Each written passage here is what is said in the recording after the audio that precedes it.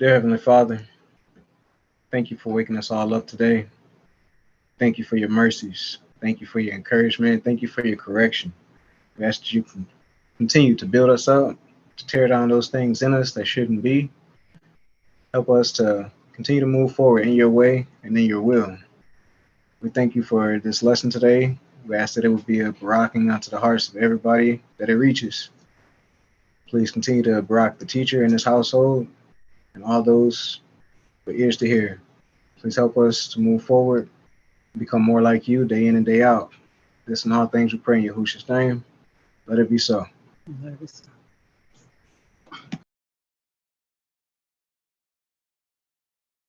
All praises. So yeah, hopefully everybody is, doing well.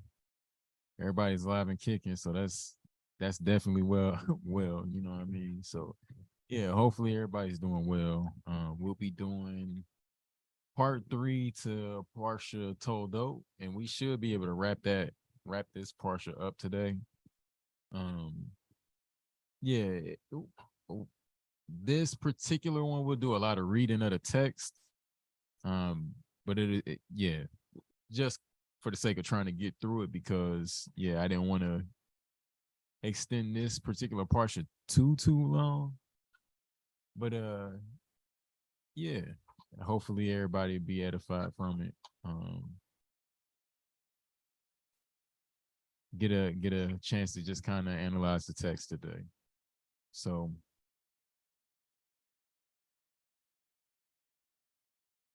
there we go. All right. So Shalom Mishpachah. Today we'll be continuing with the Parsha Toldot. Now we know the word Toldot means generations. As always, keep this in mind as we go through this lesson. So basically, whenever we're dealing with the Torah portions, we always want to keep the title of the Parsha in mind, because it's going to help us kind of unpack certain key points as we go through the Parsha. So this one is Toldot, and it means generations. All right. So today we'll see how one generation can be affected by another generation, and how cycles from one generation can be repeated in future generations when proper attention is not paid to them. So that's kind of what we're going to be looking at today. We'll get a taste of it. So Genesis 27, starting at verse 1, it says, and it came to be when Isaac was old and his eyes were too dim to see, that he called Esau his elder son and said to him, my son. And he answered him, here am I. Now let me go back, because I forgot to also mention something. This main screen here shows basically what this Parsha encompasses. So basically this study was between Genesis 25:19 and 28 verse 9. We have a Haftarah portion, which is from the greater prophets, and that has some sort of parallel thematically in it to this particular part of the Torah. It's called the Haftarah, and that's Malachi 1:1 through 2:7. And then we got the Brit Hadashah, or the New Testament parallel, which is Romans chapter 9, verse 1 through 31. So basically, when we thematically look at all three of these sections here, we'll be able to kind of pull certain things out of the text thematically and understand what it's saying. So that's basically what we're doing, just in case anybody's not familiar. Right now, we're in the third part of this particular study, and we'll be wrapping this Parsha up. But basically, we just starting at Genesis 27, and we'll be going through it, so it'll be easy to keep up with.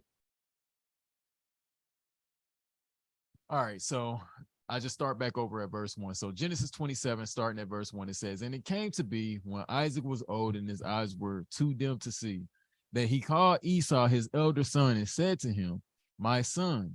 And he answered him, here am I, or he named me.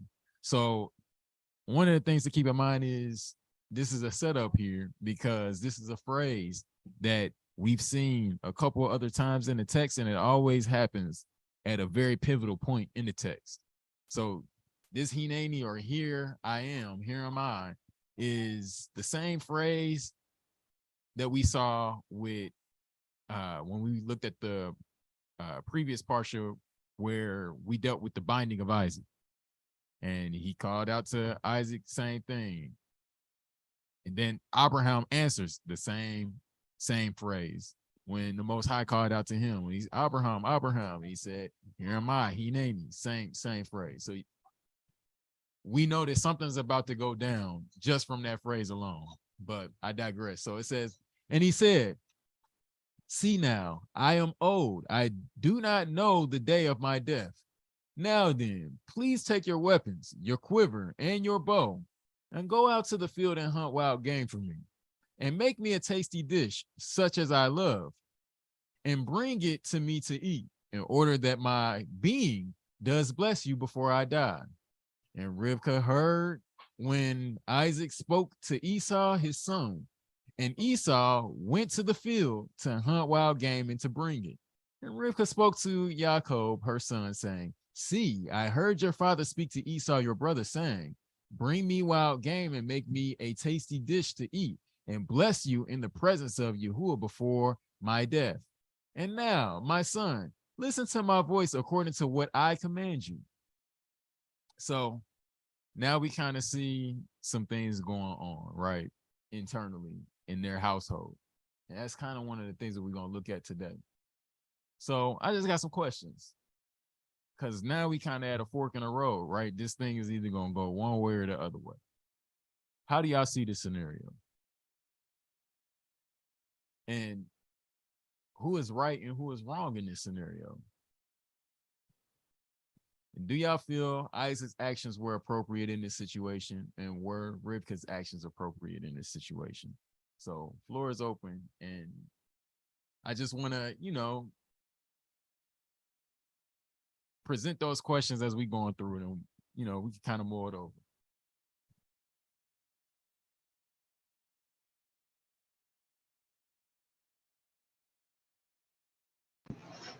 I say that just from a natural standpoint, from Isaac's position, it only makes sense to bless your firstborn. You know what I mean? That's who the inheritance is naturally supposed to go through. All praises.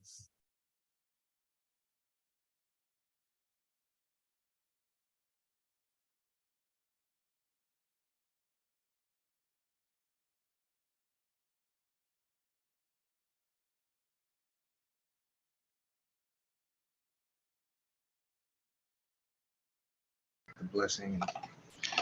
All praises. And if I could put my, answer in on it, I would say, just speaking from a mother's perspective,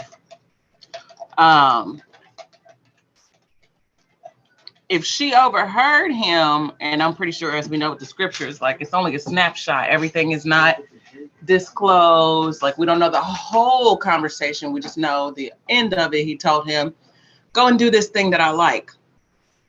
And it's like, well, why wouldn't he tell Yaakov to do something as well or whatever? If he don't know the day of his death, he never called Yaakov in at all. You know what I'm saying? Like, you're showing favoritism at this point. And I don't know, just speaking from a mother's perspective, like, they were twins, and of course we know in the scriptures that, Rivkah loved Jacob because of these reasons, but Isaac loved Esau for his reasons, and we get that. But at the end, it literally, he's saying, I don't know when I'm going to die, so do this thing that I like. No problem.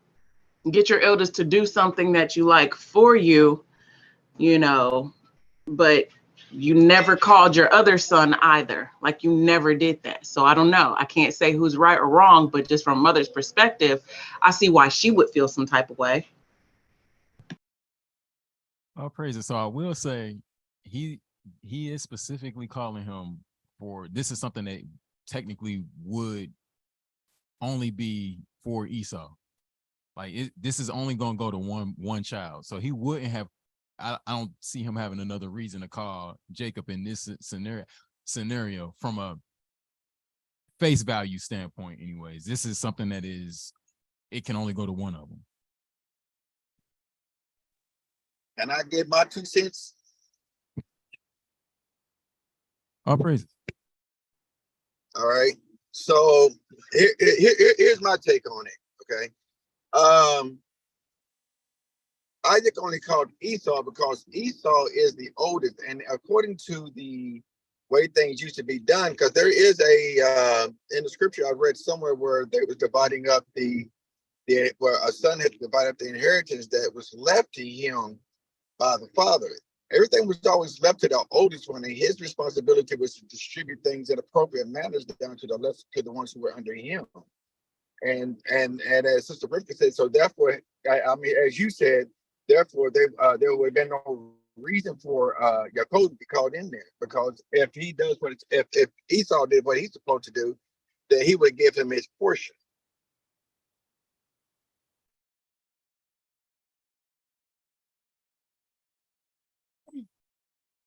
And just to I just wanted to add something too.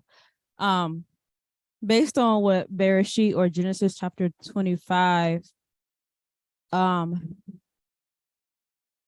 verses, it's around 21 through 23, when Yahuwah is when Rivka is asking Yahuwah, why am I, what's going on? And Yahuwah answers her, 2 nations are in your womb, and 2 people shall be separate from your body, and 1 people shall be stronger than the other, and the older serve the younger. So I've always thought from reading this that, Rivka's, she's saying, okay, well, she knows what the father told her as far as the older will serve the younger.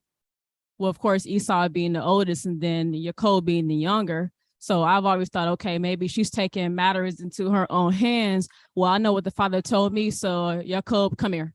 I know what your father is saying, what Esau, but Abiyah told me this. So listen to my voice. Now, was she writing this? I can only say personally for me thinking, within my mind and this time now, I personally probably would have let it come. I would have directed or at least asked Maish what he would have thought about it. And so Maish is saying one thing, and if I'm hearing him saying something completely different than what I received, let's say from the father, then I'm coming to him saying, hey, Ish, I know this is what I know this is what you're saying, but this is what I heard from Yahuwah, that Yaakov was supposed to be serving Esau. So how, would you, hey, Ish, would you still go about it this way, even though this is what the father told me? So it's almost like, I think that Rivka probably should have talked with her Ish first, based on my belief, the reason why she did that, so they can kind of have an understanding of, they can be in agreement and unity in what's going on. Because right now it just kind of seems like she's kind of moving one way and the Ish is moving the other way, which there is kind of like it's a separation there instead of them being unified under one agreement. And so that's kind of how I view that part. I think that Rivka probably should have communicated with her Ish first before doing that, just because the Ish did give a direction and an instruction on what decision he wanted to do. And if something was different, she probably should have said, hey, can I talk to you? Let me talk to you real quick. One of those situations. I think that was well said, sis. Because I was kind of thinking the same thing, and then the selling of the birthright. I thought that was perfect what you just said. All praises. Shalom. Oh, all praises. Yeah, as you were speaking about that, sis, and I was just thinking about it, I'm like, you know what? Flat out, Rivka was wrong. That's just that, and it, just speaking to what was going on because of that, like, perceived dissension on this end of it now. Like, we look at it and we can clearly see, like, there was some dissension, there was some separation, that household wasn't unified at that point because there was a word that was given to the mother, but the father had a separate desire, you know. Um, it really does seem that, not that she had to ask permission from Isaac in order to do whatever, you know, anything or anything like that. But like what you were saying, yes, she probably should have conferred with her husband, because to do something way out of, you know, out of unity like that, I don't know. I kind of, on this end, at first glance, it kind of seemed like wrong. It seems like real wrong and deceitful, if nothing else, you know. All praises. This is one of the reasons why I love this particular Parsha, because it really, like, you really gotta identify some of the stuff that's going on in order to see what is really going on and what is being repeated in this generation. And then we're gonna see a cycle and a pattern in the next generation that's going, same things is gonna keep happening. So it's not so easy to identify what's going on here. Like, it really take paying attention to what is going on generation by generation, and what's the common denominator.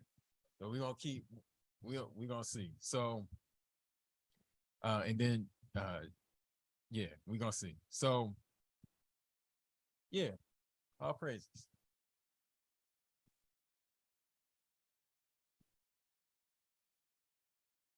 All right, so already we see how this might be problematic, right? There seems to be a difference in what the two parents desire for their children, or so it appears on the surface. When we look at this a little bit deeper, we see that it more accurately reflects a difference in their own personal perspectives and the way that they see life, right? Now, what's interesting about this is we don't necessarily see any indication that why Rivka is moving the way that she's moving is because of what the Most High said. We know that that is a detail, and we're privy to that information, but I don't necessarily know that that's the driving force, because we are also told that she favored this son, right? So what we're looking at is a battle of wills within the house, and one favors this one favors that one. And so how does this get reconciled? Now we're gonna dig into it a little bit deeper in the next few slides, but on the surface, like I said, as it stands on the surface, it looks like, well, one parent, this is the favorite, the other parent, this is the favorite. The one that's right, we know which one is right at the end of the day, but we're gonna see, like you brought out, Ishai, that isn't necessarily. I'm getting ahead of myself. Let me slow it down. All right, so like I said, when we look at this a little bit deeper, we see that it more accurately reflects a difference in their own personal perspectives and a way that they see life. So it just so happens that their children are highlighting and bringing up to the surface these differences, because with them, they are both equally invested, right? And so we know that, and we're going to see this a little bit more, but the reason why we're going over this is for what? Because all these things are written for our learning. So just like these were things that were happening in their generations, it could be happening in our generations and in our households, right? This is like a real life application thing. That's one of the reasons why I really love this particular Parsha, because it really highlights that. So how does a situation like this affect the next generation? And is it possible that the next generation can inherit the disagreements from the previous generation?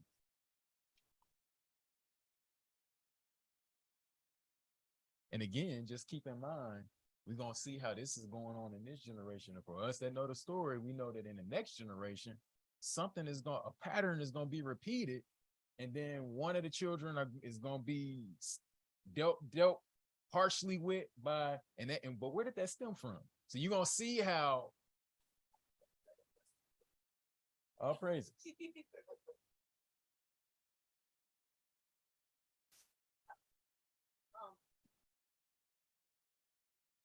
That just reminds me of Esau, Edom, how when Israel was trying to cross over, and that generation was like, nah, we don't want y'all to cross over. I mentioned it last week, but it's like that situation. So the inherited, yeah, I mean, when you hear stories from your grandparents of different, I don't know, contentions within, your family, that can pass on. Absolutely. And then you're moving a certain way because of what you heard, especially if something hasn't been resolved, if there's still bitterness there. Yeah. All praises. All praises. Yeah, that, and just like you said, sis, like I can even think of in my own family, like literally modern day. Um, yeah, in my lifetime, old, not necessarily beefs or anything like that, but disagreements, not seeing eye to eye, and things instead of being hashed out and agreements coming to let bygones be bygones or whatever it is. No, stuff is playing out years and years and years later. So yeah, the stuff, it can take root and it can multiply just like any seed.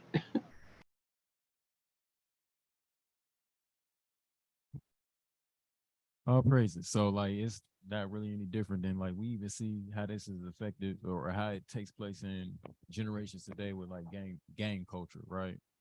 A lot of times these are beefs and issues that started generations ago. And because it's just like nobody's gonna stop it, it's just gonna keep on repeating. And at this point now it's just pick a side, right? So just some things to keep in mind how things can be in one generation, and unless they get addressed in one generation, the next generation can carry that baggage, and then the next generation, and each generation it can get amplified worse and worse and worse and worse to the point like you brought out. It's gonna get to a point to where nations don't mess with each other, even within our own nation, right? When the house is split, you see that started just as a simple, well, they paying taxes over here, and what about us? Then it gets to a point to where now they battling with one another, and it gets really bad, right? So just something to keep in mind. But so yeah, Matthew chapter 12, verse 22, it says, then they brought to him one who was demon possessed. This is Mashiach, obviously, blind and dumb, and he healed him so that the blind and dumb man both spoke and saw. And all the crowds were amazed and said, is this the son of David? But when the Pharisees heard it, they said, this one does not cast out demons except by Beelzebub, the ruler of demons. And Yahusha knew their thoughts and said to them, every kingdom or every reign divided against itself is laid waste, and every city or house divided against itself shall not stand. If Satan cast out Satan, he is divided against himself. How then does his kingdom or reign stand? And if I, by Beelzebub, do cast out demons, by whom do your sons cast them out? Because of this, they shall be your judges. But if I cast out demons by the spirit of Elohim, then the kingdom or the reign of Elohim has come upon you. Or how is one able to enter a strong man's house and plunder his goods unless he first binds the strong man, and then he shall plunder his house? So a whole lot of wisdom there, what Mashiach just put us on, right? What's interesting about this is, and what's often overlooked is, and what Mashiach said is that Hashatan is not getting in his own way. But when we look at those that belong to the Father, we see the opposite. So it's something to think about, right? Keep in mind, we already saw the Tower of Babel in a previous Parsha. They were on one accord to do evil. Hashatan does not cast out Hashatan. In fact, we see quite the opposite with how the kingdom of the wicked works. They understand the principle of truth that Mashiach was conveying, and they use it to their advantage. Remember what Elohim said during the Tower of Babel incident, Genesis 11:6. And Yahuwah said, look, they are one people and they all have one language, and this is what they begin to do. And now they are not going to be withheld from doing whatever they plan to do, right? So just something to keep in mind when we're looking at our households, right? That if I'm the enemy, if I'm the adversary, you think that it might be that the unity between, and specifically the union of the man and a woman, Then to the children, if you do you think that that might be an angle of attack for me if I'm the adversary, right? But notice he don't get in his own way, right? He don't even waste his time because they have a common goal. We'll see, and it's really something that we can learn and we can really apply because it's what the Father is wanting us to do, right? To be one, to be a God. So as a side note, keep in mind how the adversary works. Matthew 12:43. It says, now when the unclean spirit goes out of a man, he goes through dry places seeking rest and finds none. Then it says, I shall return to my house from which I came. And when it comes, it finds it empty, swept, and decorated. Then it goes and takes with it 7 other spirits more wicked than itself, and they enter and dwell there. And the last of that man is worse than the first. So shall it be with this wicked generation. So notice their unity. So you mean to tell me the wicked can get it together, but those that are called righteous can't? That don't even make good sense, right? So it's just really something for us to focus on. So notice their unity and how they know how to come together for a common goal. Even though these ruachs be more wicked, the unclean ruachs are willing to cohabitate and agree with one another for the sake of a common goal, which is a place where they may rest or settle in. Matthew chapter 5, verse 8. For he has said to him, come out of the man, unclean spirit. Again, talking about Mashiach casting out unclean ruachs. And he was asking him, what is your name? And he answered, saying, my name is Legion, because we are many. So they don't mind being on one accord for the common goal of the quote unquote house, right? For the benefit of the house. And he begged him very much that he would not send them out of the country. Now a great herd of pigs was there feeding near the mountains, and all the demons begged him, saying, send us to the pigs. All of them begged for this common goals, right? So that we enter into them. There's things to think about. Because as we looking at the house of Isaac, we see a division. And it's like, how is these are righteous individuals, and we've seen in all throughout these previous parshas leading up to this point, they come from righteous stock. We've seen righteous behavior from the both of them. We've seen, and now something is entering into the mix to where we're gonna start seeing folly entering into the house and things that don't belong in the house entering into the house. So that's what we're trying to identify, and that's what we're trying to see. Well, what is this in this generation, and how can we either not continue this in the next generation, if nothing else, at least warn the next generation, hey, yo, this is here, right? So interestingly, we already know how the unity of the house is supposed to work, starting with the union between a man and a woman. So we saw this already in Genesis chapter 2:23, right? And the man said, this is now bone of my bones and flesh of my flesh. This one is called woman because she was taken out of man. For this cause, a man shall leave his father and mother and cleave to his wife, and they shall become one flesh. So everything with the father, when we're talking about the household, is all based off of what? Oneness, right? Husband and wife gonna be one. They together shall be one in the Father through Mashiach. Children gonna be one. Everybody is gonna be on one accord. Now you got a whole body and a whole order that's gonna move in harmony. But the question is, well, what can creep in? What are the things that creep in and can disrupt that? Right? So Amos chapter 3, verse 3, would two walk together without having met? Right? As the KJV says, can two men walk together unless they be agreed? Right? So, excuse me. I'm gonna play a video, short little video.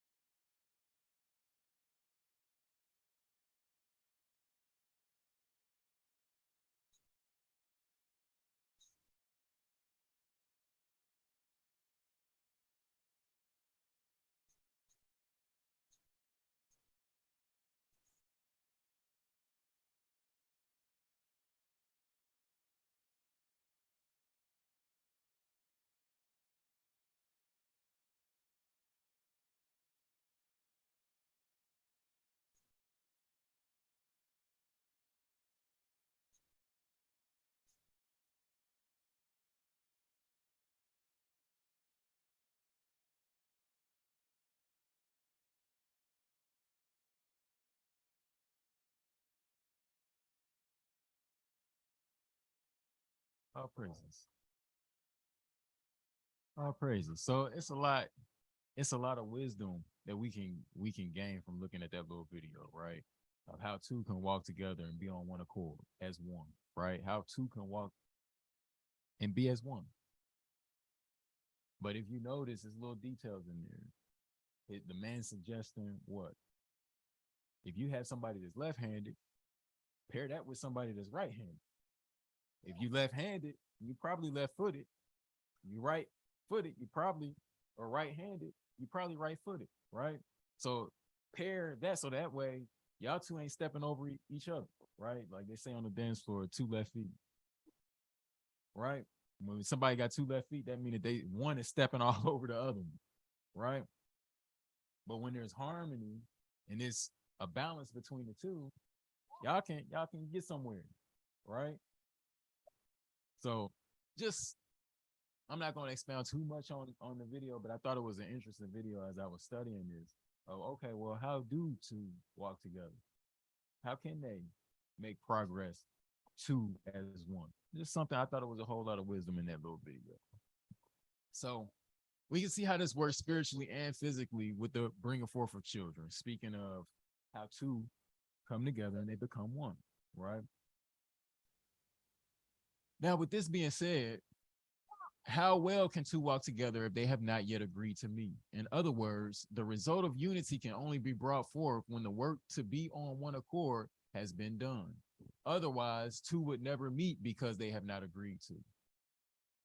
Right? It would be foolish of us to expect results out of something without having put in the work. We don't have a plan in mind, and this is going to magically happen. It doesn't work that way.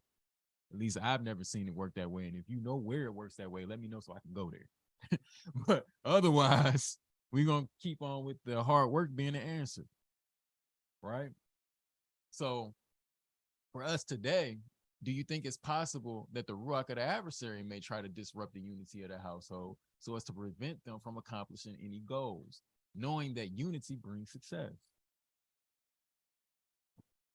And you will notice how that ruach of the adversary can work in people around you and in self and own selfish desire. It can appeal to a whole lot of things. The adversary can come in a whole lot of different forms, right? It might not necessarily always be like they show in the scary movies. A lot of times the adversary can be right there in the mirror.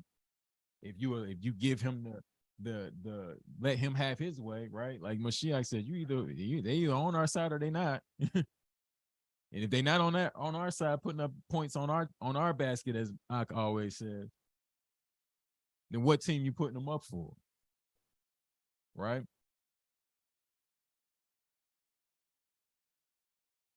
So a house of harmony, right? It's all been laid out, but really some things for us to really think about, and that way we'll be able to see what's going on in Isaac's house at this particular point in time, because we gonna see how all of this is going on, and then we also gonna see how the children gonna be negatively affected by the decisions that's being made in this play right here, right? Like we gonna see Jacob is gonna have to end up having to flee because now something been introduced into the household that wasn't there before, right? Now something being bubbled up to the surface because this has been done, to where now it's like there's a hatred in the household that door been open to, right? So just some stuff to think about. So 1 Corinthians 11:3, it says, and I wish you to know that the head of every man is the Mashiach, and the head of the woman is the man, and the head of the Mashiach is Elohim. Ephesians 5:17 says something similar.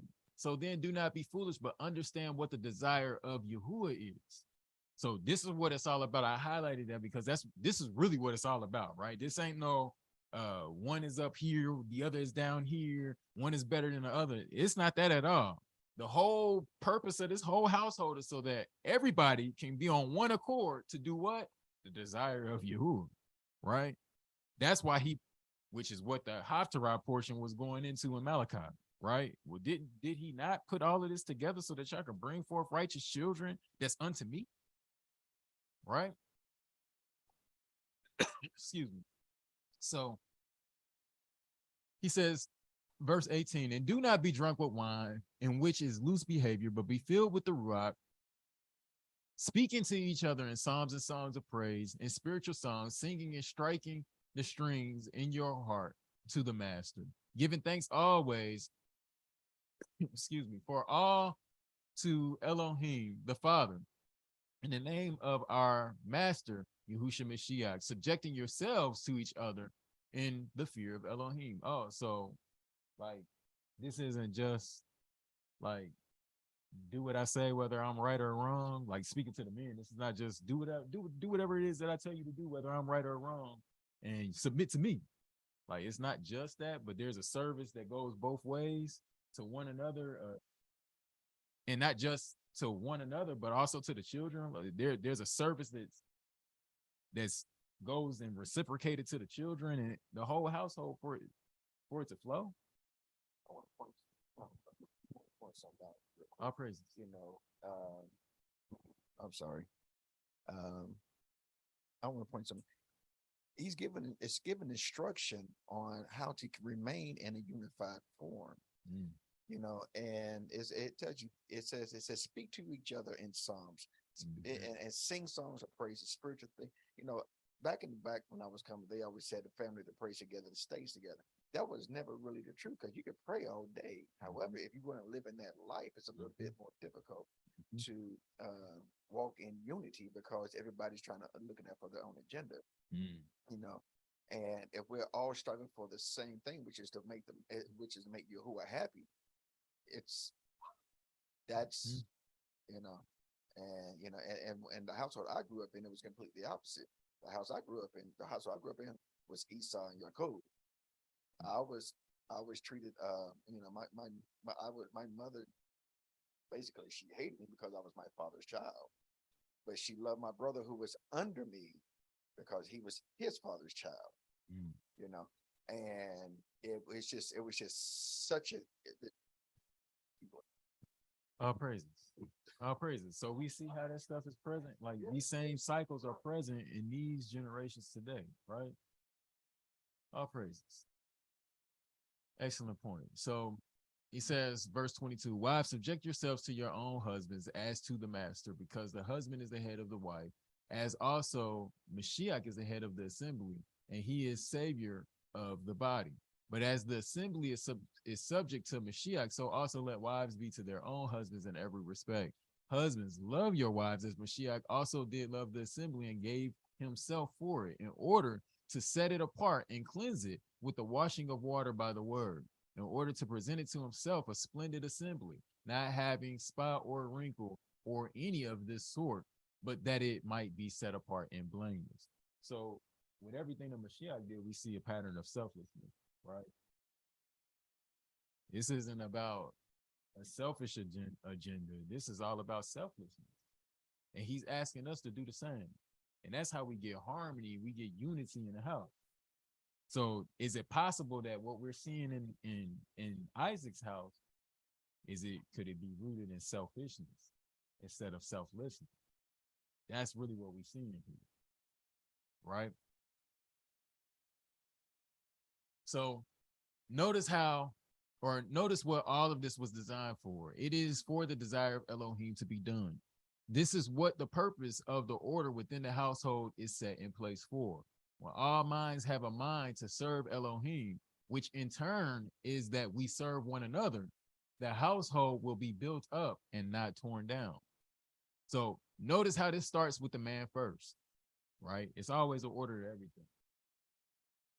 He's a Elohim of, like they say, decency or order, right? So notice how this starts with the man first. Keep in mind how the roles of the house are centered around the principle of building in Hebrew, right? The word for house in Hebrew has its root in the Hebrew word banah, right? The word bait, bait, has its root in the word banah, which is the verb that means to build. Words like ab, which is father, which means pictographically the strength of the house. Bane, or the word for son, which means the life of the house. and Bat, daughter, mark of the house, are all structured around this concept, the concept of building, right? So the house is something that is built, and each member has a role to play in the building up of this house. Remember, Adam was created first, and the woman was created to be a suitable help to him. But for what purpose? Was it not for both of them together to do the will of Elohim? When things went left in the garden, who did Elohim first hold accountable? Was it not the man? Right? So remember what Mashiach said. First, the strong man must be bound, then his house can be taken. As we go back to the story of Isaac and family, keep all of this in mind. Remember, all of these things were written for our learning. What can we learn from this so that these things are not repeated in the next generation? Right? It's something for us to keep in mind. All praises. So Genesis 27, verse 1, it says, and it came to be when Isaac was old and his eyes were too dim to see, that he called Esau, his elder son, and said to him, my son. And he answered him, here I am. And he said, see, now I am old. I do not know the day of my death. Now then, please take your weapons, your quiver, and your bow, and go out to the field and hunt wild game for me, and make me a tasty dish such as I love, and bring it to me to eat, in order that my being does bless you before I die. And Rivkah heard when Isaac spoke to Esau his son, and Esau went to the field to hunt wild game and to bring it. And Rivkah spoke to Yaakov her son, saying, see, I heard your father speak to Esau your brother, saying, bring me wild game and make me a tasty dish to eat, and bless you in the presence of Yahuwah before my death. And now, my son, listen to my voice according to what I command you. Now, go ahead.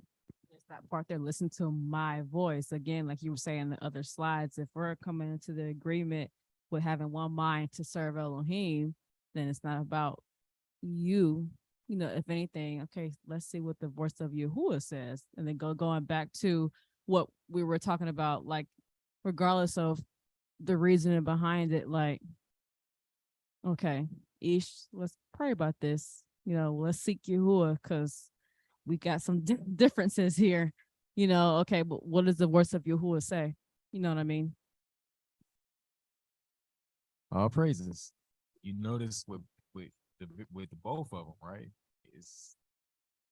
We haven't heard anything. It's been a lot of eyes and minds. I just put it that way, right? So keep him. Trying to see. All right, so I'm gonna jump up to the right side. So what was Isaac's motivation for blessing Esau, right? We already saw that in Genesis 25:27. And the boys grew up, and Esau became a man knowing how to hunt, a man of the field, while Yaakov was a complete man dwelling in tents. And Isaac loved Esau because he ate of his wild game, but Rivkah loved Yaakov, right? So it would seem that the driving force behind why Isaac loves Esau is his own nefesh being or appetite, right? It don't say nothing about, yeah, this is really what it is. Well, we're going to see why that's significant, right? So Genesis 25:20, as we brought out earlier, it is something to keep in mind. And Isaac was 40 years old when he took Rivkah as wife, the daughter of Bethuel, the Araman of Padan Aram, the sister of Laban, the Araman. And Isaac prayed to Yahuwah for his wife because she was barren, and Yahuwah answered his prayer, and Rivkah, his wife, conceived. And within her, the children struggled together, and she said, if all is right, why am I this way? So she went to ask Yahuwah. And Yahuwah said to her, 2 nations are in your womb, and 2 peoples shall be separated from your body. One people shall be stronger than the other, and the older serve the younger. So all praises. Y'all got it. Y'all got something, Mr. Bakar? Shalom. Yeah, I was thinking too. We don't necessarily know, because it kind of occurred to me, like, we don't necessarily know because the scriptures is literally a snapshot. If she did have any kind of conversation with Isaac about that at one point previously, you know, we can only speculate being this far out from it and everything. But it also occurs to me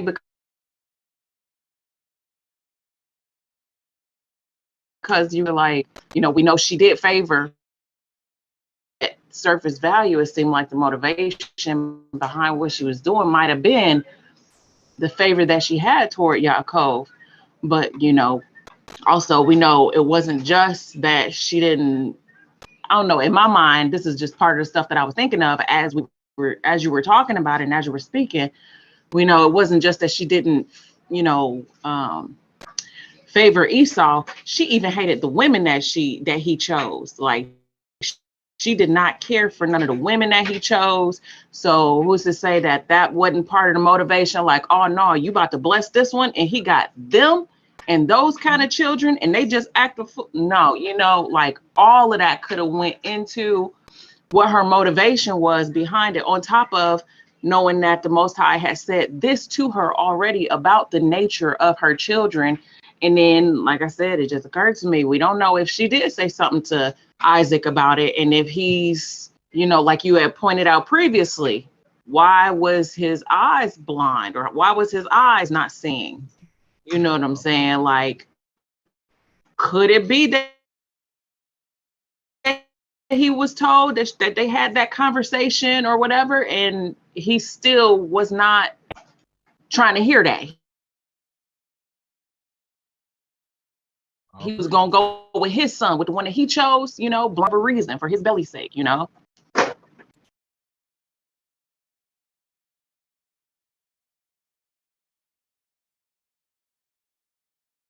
All praises.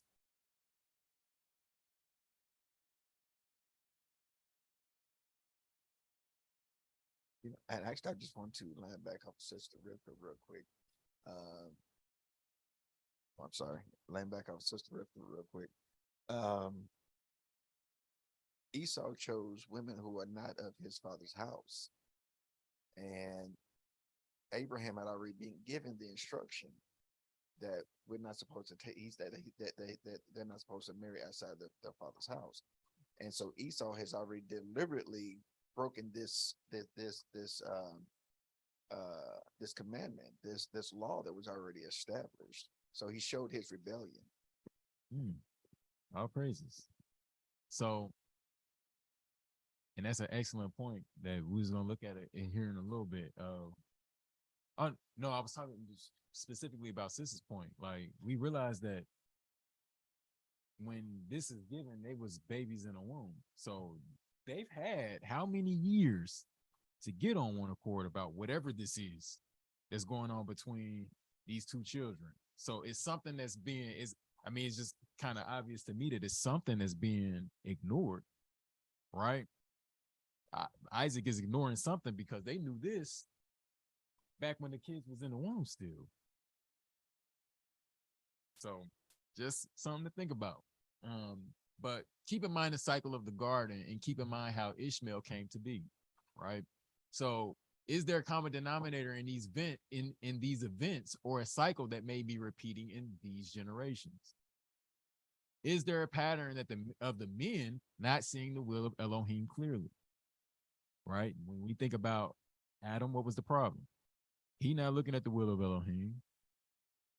He's looking at the will of something else, but it wasn't the will of Elohim. It wasn't his desire. You look at Abraham, you your father ain't tell you to do nothing like that, right? But if you put another will and desire of how this thing it can come to be and how it can happen, then you might find yourself in a mess. Same with this situation. Is it something that's being overlooked because something the carrot is dangling? I'll put it that way. Is it something that's being overlooked because there's a carrot that's dangling in front of you, right? This is the son that I like, and he is the oldest. I ain't doing nothing wrong. But what did the Most High say? Right? So is there a pattern of the women leading through rash counsel? Right? Intentions may be well.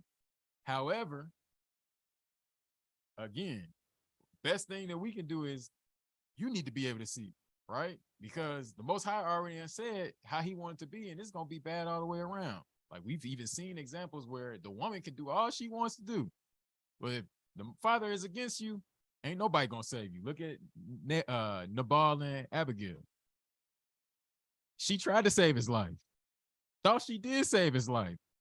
And didn't do nothing. The next day, that man, the Most High took him out because it's nothing that you can do. Right? Got something else for you. He don't cut it. So Father gonna deal with you one way or the other. Ain't nobody that can save you from that.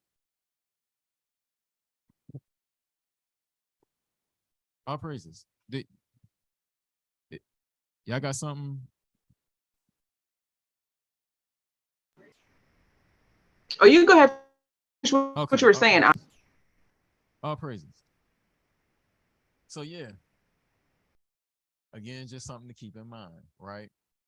Notice that Yahuwah gave an answer and insight on which of the two would have the position of authority and the birthright many years prior to the events we are reading about now. On top of this, Esau has already sold his birthright. It seems that perhaps the head of the house is blind to the will of Elohim in this situation. Notice what is implied. He would bless Esau before Yahuwah, right? Now, I'm going to go back because that's something that's really interesting. I highlighted it. If you notice what he said and you notice how she repeated it back, there's a detail there that is not in what he said. Verse 4, it says, in order that my being does bless you before I die. When she repeated it back to Yaakov, notice what she said. Bless you in the presence of Yahuwah before my death. Right? So just we getting little details and snapshots on, okay, well, what's going on in this thought process? Right? So there's something to think about. The father did say how he wanted it, what it was going to be. It really looked like maybe Isaac is ignoring some of this because of his own appetite, his own belly. So with this being said, do we see how a door of confusion has now been opened? Now, because the man is not leading his house according to the desire of Elohim, the door is open for another voice to take the lead in the house. Now, again, do you think the adversary will use such a tactic? In a moment, we will see what will be introduced because of this. So now with this being said, do two wrongs make a right in the eyes of Elohim? Is Rivka justified in this course of action because of Isaac's blindness? Does she now have an excuse to deal in deceit? Right? Go ahead. All praises to the Most High, because as you're talking about this and asking these questions, it draws me even further back to the garden situation, because we see what's going on here, and as it was pointed out earlier, how even generations down the line, that same hatred between Yaakov and Esau was displayed through the children, as this pointed out. When they were traveling through the land, said, hey, when the Israelites was traveling through the land, was like, hey, let us buy food from you. Let us do this from you. You are brother. Let us, what I'm saying? And they said, no, we ain't got nothing to do with you. You don't even step no foot over here, but it makes me think about the motivation for that hatred, because at first glance, it might seem like to me at first, this is why. You cut out, sis. I'm sorry. You cut out. No, I was saying it seemed like. You cut out again.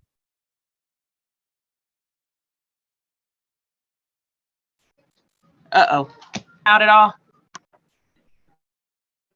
Or is it better? Or can you hear me now? Or yeah, now you're okay. Yeah, now you talk. Okay, cool. Yeah, no, it just seemed like a really mind-blowing thought, because at first glance or on surface level, it seemed like, no, it's because of Rivka's choice. That's why them kids hate each other, because of what.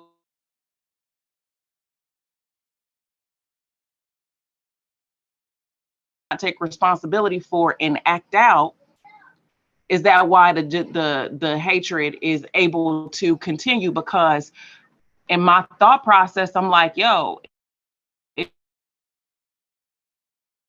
you still choppy. if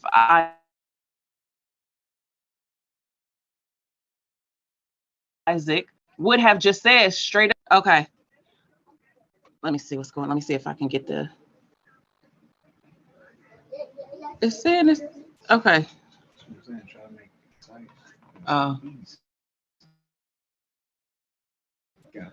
I was gonna say, is it because of what Rivka did, why them kids was hating each other, or is it because of like what you said in the question here, what Isaac or what the men did not take responsibility for or act out, is why them kids was hating each other, and it was able to continue on?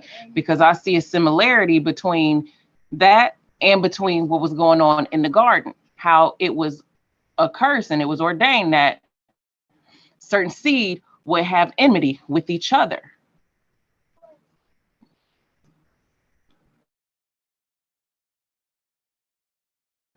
If that makes any sense at all. Or if Yeah, all praises. I would want to add one more thing. We see back in the garden that when Hashatan did the temptation, he went to the woman first and dealing with her deceitfully, she deceitfully dealt with her husband. So it was it's kind of like a repeat once again, because the woman wants to be in position to that she was just trying to be in a position to make a decision. And that's deep right there, because it's like, yeah, that something just clicked. Because could this be that Abiyah is almost like answering Rivka's prayer, but almost like warning at the same time? Like, our ancestors, we know about Hawa or Eve and what occurred there, and how, the adversary came to Hawa or Eve. And it's like Abiyah was telling, answer Rivka was telling her, hey, this is what it is. But also keep in mind, because like teacher was saying, the fact that she knowing, okay, two are going to be separate, one is going to be stronger than the other. It's like, as parents, that's something to keep in mind with your children. You know what I mean? You have a piece of information that now you can say, okay, now that since they're in my womb doing this, they probably will do this too outside of my womb. So if that's the case, let me make sure that I'm on my P's and Q's to make sure that I'm doing, or we're doing, all that we can to make sure that there's no contention or strife between, our sons. Just because they came in the womb fighting, they probably gonna do the same thing now that they out the womb. So that was a very tough point there. Like, could it be that the father was trying to not only answer Rivka's prayer, but also warn, like, hey, don't be like your ancestor Kawa or Eve, do better. You know what I mean? I'm telling you this for a reason. You have a role, a function to play as an Isha within, your family. Hey, do Tov in this, keep this in mind. This is what's going to happen between your children. You know what I mean? All praises. And then keep in mind that the fact that we're looking at this generation to generation, what was it that was in Rivka's house that we saw in the previous Parsha as the solution, right? And we're going to see that this is something that's going to get passed on to Yaakov. Is we see where he's getting it from, right? Like, and you're going to start to see how it's, oh no, this was something that was going on in Laban's, them on that side of the family. Trickery is the answer, right? It's one thing for you to be in this situation, but trickery or deceit doesn't necessarily have to be the answer. And that's what we're going to see in the next Parsha, is the father is going to start dealing with Yaakov to break that cycle in him, right? So, but yeah, all praises. We just, again, laying it out, and as we walk through it, we seeing how generation to generation. Well, what's there and why is this the answer? Right? Of all answers, why is this the answer though? Right? It was other solutions. And I'm a firm believer that one thing's for sure and another thing's for certain. That was the Father's will. That was going to happen regardless. If he had to send the angel as he did with Hagar, as he did with, and we've seen that he sent the angel to come down and speak, and he could have done that to Isaac, right? It's many of ways that could have gone. It didn't necessarily have to be done through trickery and deceit, is what I'm saying. But yeah, so.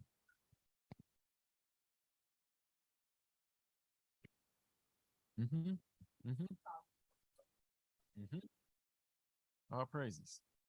So a house divided. So Genesis 27:9, he says, please go to the flock and bring me 2 choice young goats, and I make a tasty dish from them for your father, such as he loves. And you shall take it to your father, and he shall eat it, so that he might bless you before his death.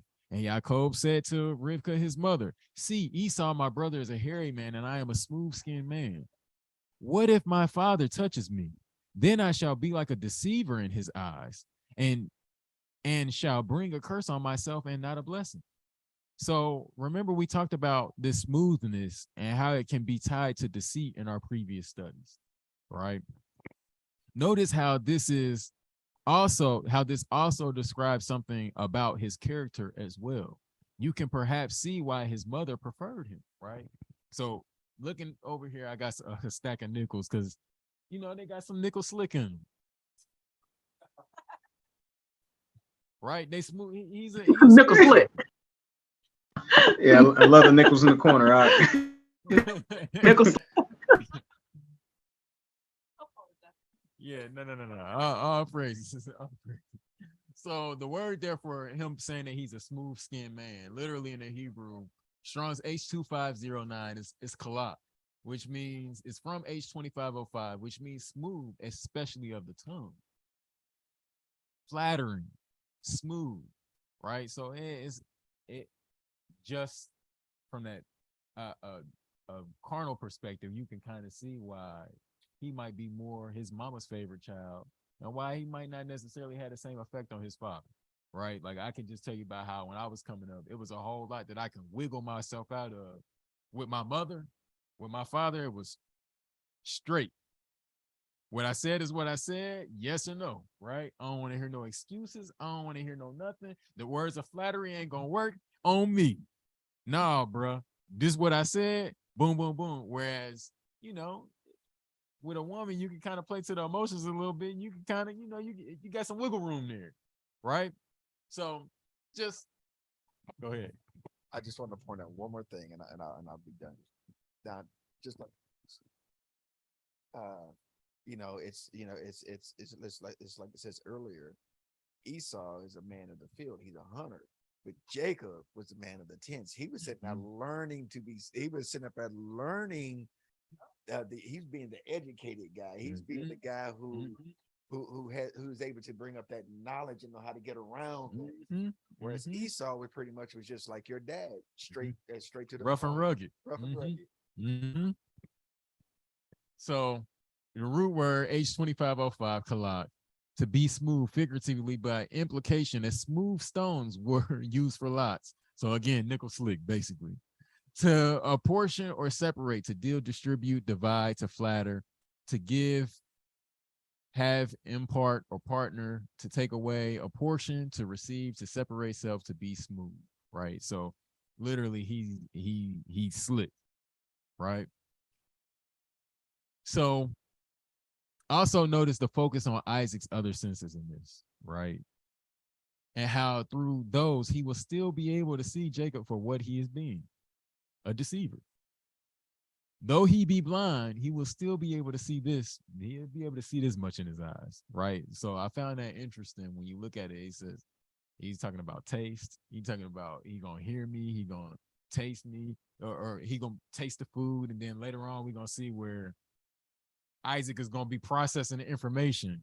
Well, you sound like Jacob, but you feel like Esau, you smell like Esau, right? So it's gonna be a play on them. Actually, it's gonna be funny them trying to deceive his other senses.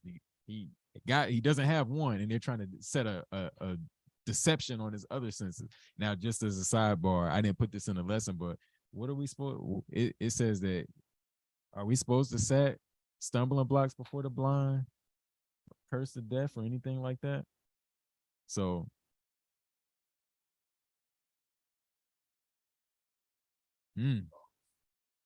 So it's something to be said about deceiving or taking advantage of someone who can't see, right? Just something to think about.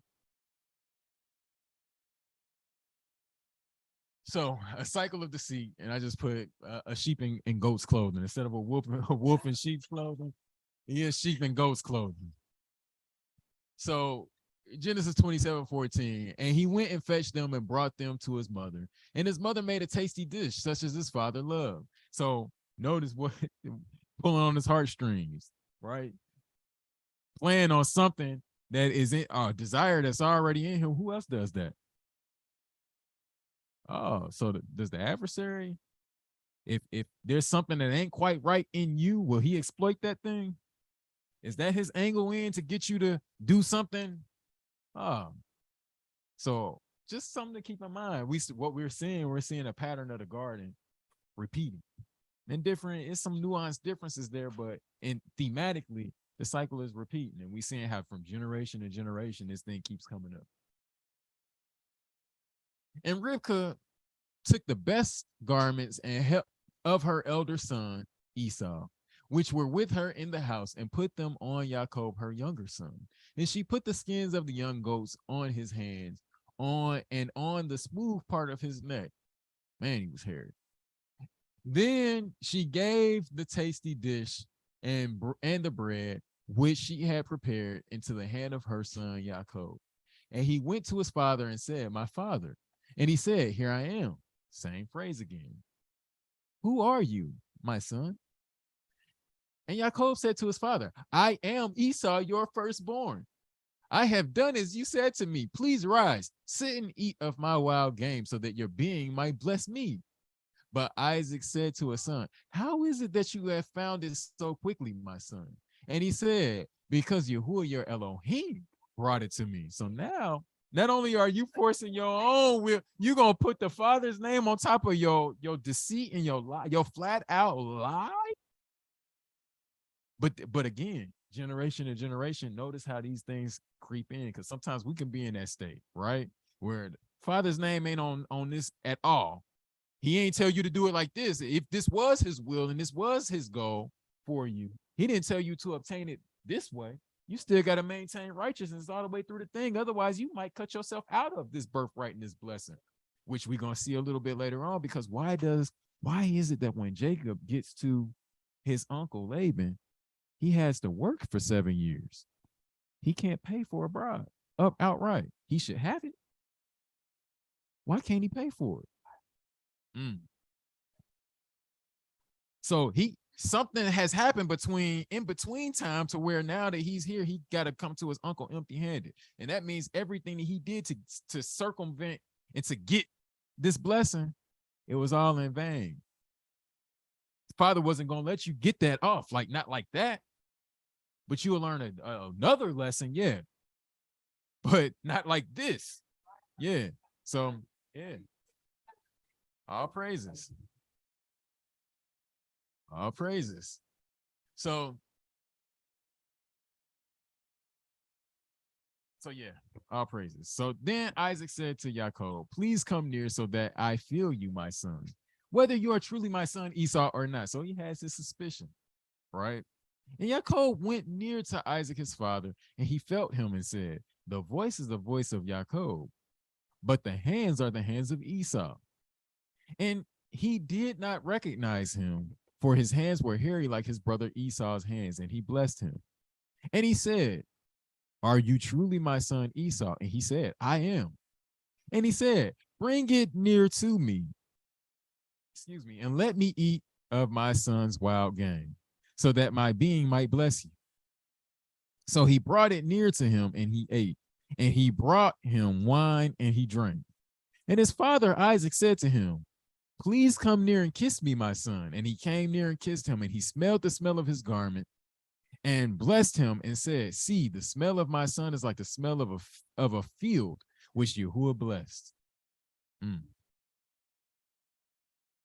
Elohim give you of the dew of the heavens, of the fatness of the earth, and of the plenty of grain and wine. Let people serve you, and nations bow down to you.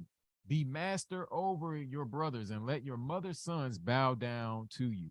Cursed be those cursing you, and blessed be those blessing you. And it came to be, as soon as Isaac had finished blessing Jacob, and Jacob had hardly left the presence of Isaac his father, that Esau his brother came in from his hunting. And he too made a tasty dish and brought it to his father, and said to his father, let my father rise and eat of his son's wild game, so that your being might bless me. And his father Isaac said to him, who are you? And he said, I am your son, your firstborn, Esau. Then Isaac trembled exceedingly and said, who was it then who hunted the game and brought it to me? And I ate all of it before you came. I ain't even hungry no more, bruh.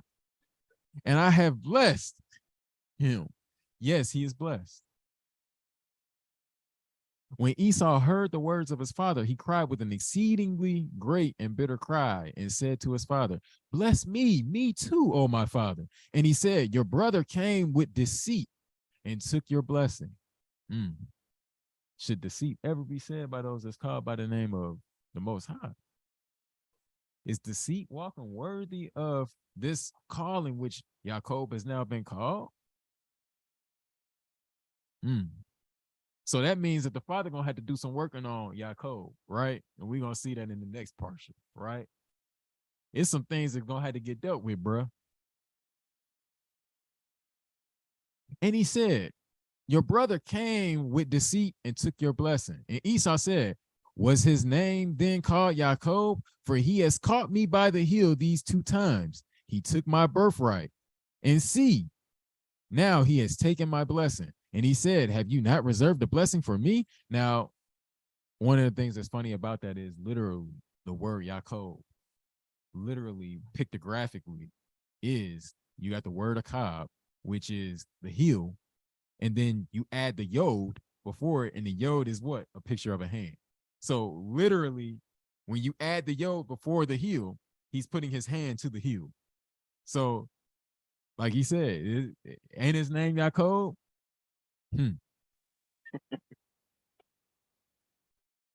All praises. So he says,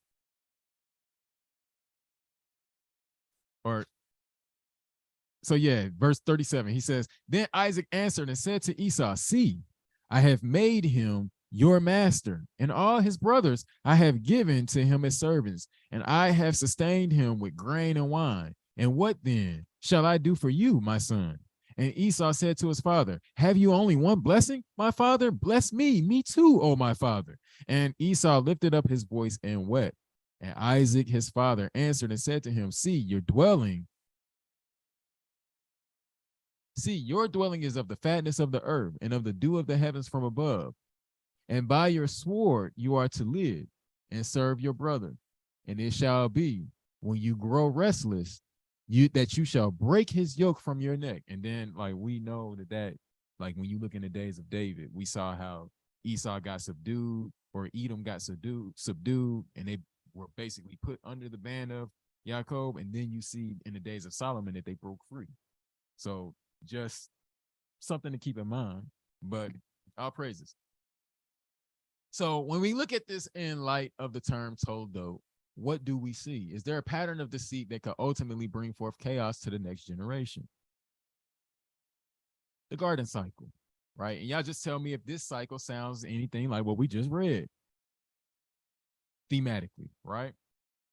A lie or a falsehood is told to take advantage of spiritual blindness. Deception or cunning words, right? It's the use of deception or cunning words. The field is an integral part of the story, right? The serpent was the most subtle beast of the field. Esau is a man of the field. The man is not adhering to what Elohim has already said. So Elohim already said the way that he want this to go, and the man is blind to it. He not seeing it, he not doing it. Right? And then we see Isaac, right? The woman is used to introduce deception to the house. Listening to deception causes one to flee from the presence of his father, right? So now we see Yaakov listens to this deception and he gone, right? Speedy Gonzalez, he out of there. What did Adam do?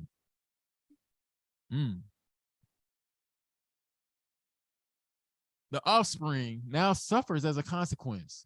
A curse is inherited because of an adherence to deceitful words. Now, in this case, he didn't inherit the curse, but remember what his fear was. If my father sees me as a deceiver, he gonna curse me instead of bless me, right? Then the elder brother desires to kill the younger, Cain and Abel, and now we see something else occurring now with Esau and Yaakov. So as it stands now, has Jacob acted worthy of the covenant? Has Esau acted unworthy of the covenant? Was this covenant given based on the works of the two brothers? Right? And this, as it stands now, Jacob is flat out in the wrong and Esau ain't done nothing wrong. He's been being wrong. Right? So then if that's the case, what is this covenant being given based on? Is it based off of their works at this point? It can't be. The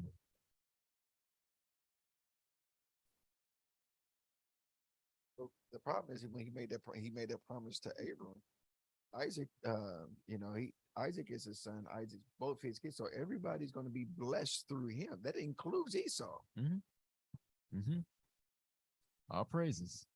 So, just some things to keep in mind, right? Of what maybe the father is looking at, and why it's deep because he sees so much more than what we see, right? He talks about Mashiach and how it says that he will do what? Judge not according to sight, right? But it's something else that he gonna be able to look at. He gonna be able to look at the heart of a man, be able to tell, okay, nah, right? All praises. So Proverbs 6:20. Oh, somebody got something? Oh no, that's Yoshi over there, I think. It's Shalom. Oh no, Shalom. Yeah, I was just gonna say, he said it was given according to the promise. And he lays it out all throughout his testimonies on how we tap into the promise, into that stream of his promises. It's in fact by his promises, he's looking to convince us to turn our back on the lust of the flesh, pride of life, and the lust of our eyes. But yeah, and we keep being mankind getting tricked out of that stream and ending up on the outside of the promises. All praises. Well said, all praises. Proverbs 6:20. My son, watch over your father's command and do not forsake the Torah of your mother. Bind them on your heart always. Tie them around your neck. When you are walking about, it leads you. When you lie down, it guards you. And when you have woken up, it talks to you. For the commandment is a lamp, and the Torah a light, and reproofs of discipline a way of life. So that ain't saying you're gonna always have it right, but when correction come, how willing or how humble are you to turn from your wicked way? Is it possible that Yaakov is still pliable and that he get to getting beat on enough, he gonna go ahead and humble himself, and maybe Esau can take all the beatings in the world and he won't?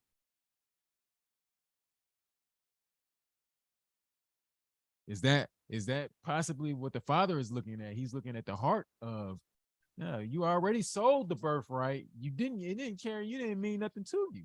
You only care about the moment and selfish gain. We don't see that maybe it's something else that the father sees in Yaakov beyond just where they are now, that he's still moldable and he can be refined in the fire, whereas some you put them in the fire and they just gonna continue to burn. All praises.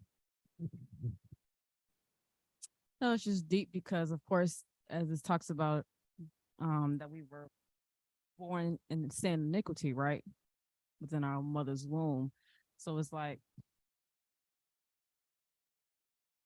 of course, that'd be who he knows us. You know what I mean? And so it's just like what you're saying, whatever is in Jacob, he needs to get out. And so this is the way that is being chosen, for it to remove itself, whatever is inside of him. I just think about me or us, you know what I mean? Like our foundation is not, a lot of our foundations are not, the best, but we're living life, going through experiences and lessons, for the Father to pull out whatever is not like him, and so this is really just what it is here, saying what, Jacob is going through, just what we go through, have to deal with situations and sometimes it's like, well, why me? What was me? But it's like, no, thank you, Abba. I told Abba because that means that you see me, that you believe that, that I can do this. You have, let me gird my loins up and let me take this, whatever discipline it is, or correction, because I know that it's coming from love. The Father wants us to be able to enter into the kingdom. And so we just have to accept whatever he's doing, because we know that, we were born in sin and iniquity, and there's a lot that still has to get purged out of us. So yeah. All praises. So found this next one interesting, because if y'all know where Esau's land is, Mount Seir, that whole region, if y'all see the land that he got, what it looked like. And so I just found that interesting when we get, like, you can look up Petra, like Petra, places like that, and you will see what Edom, Idumea, whatever name you want to call it by, depending on the time period, you'll see what this land was. And it's not the best of lands. I just put it like that. So Jeremiah 17, verse 5, thus said Yahuwah, cursed is the man who trusts in man and makes flesh his arm, and whose heart turns away from Yahuwah. For he shall be like a shrub in the desert, and not see when Tober good comes, and shall inhabit the parched places in the wilderness, a salt land that is not inhabited.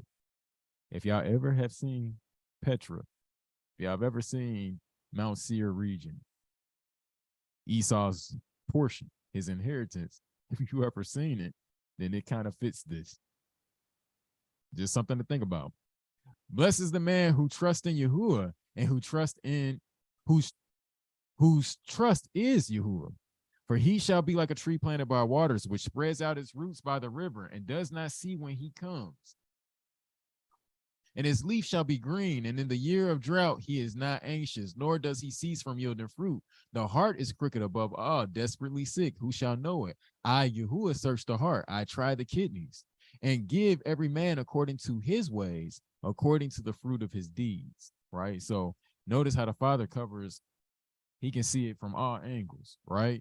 Not only can he see your works and your deeds, but he can see what's in your heart, right? He can see why that thing came forward to the surface. It's a deep thing. So could it be that there was something that Yahuwah saw in Esau's heart that caused Jacob to be preferred?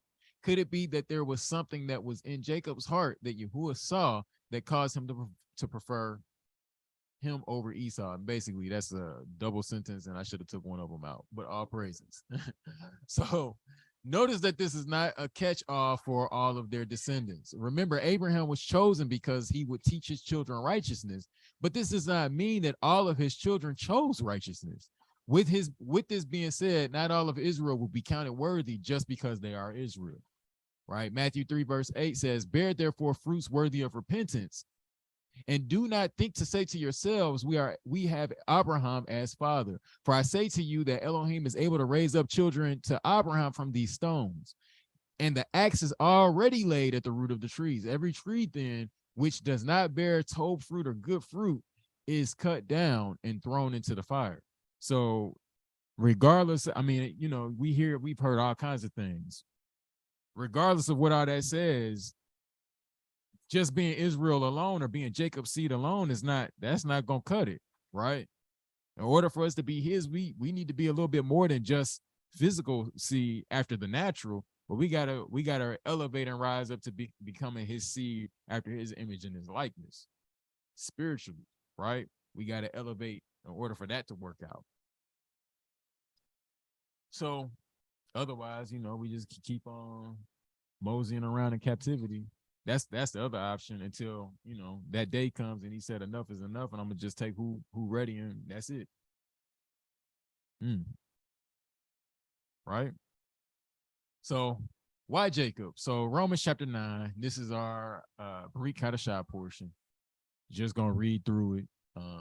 But Paul Shaul kind of lays it out, right?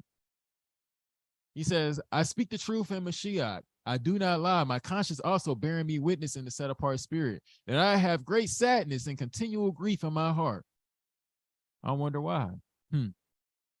For I myself could have wished to be banished from Mashiach for the sake of my brothers, my relatives according to the flesh, who are the children of Israel, to whom is the adoption and the esteem and the covenants and the giving of the Torah and the worship and the promises, whose are the fathers, and from whom is the Mashiach according to the flesh, who is over all Elohim blessed forever. Amen. However, we go. However, it is not as though the word of Elohim has failed, for they are not all Israel who are of Israel.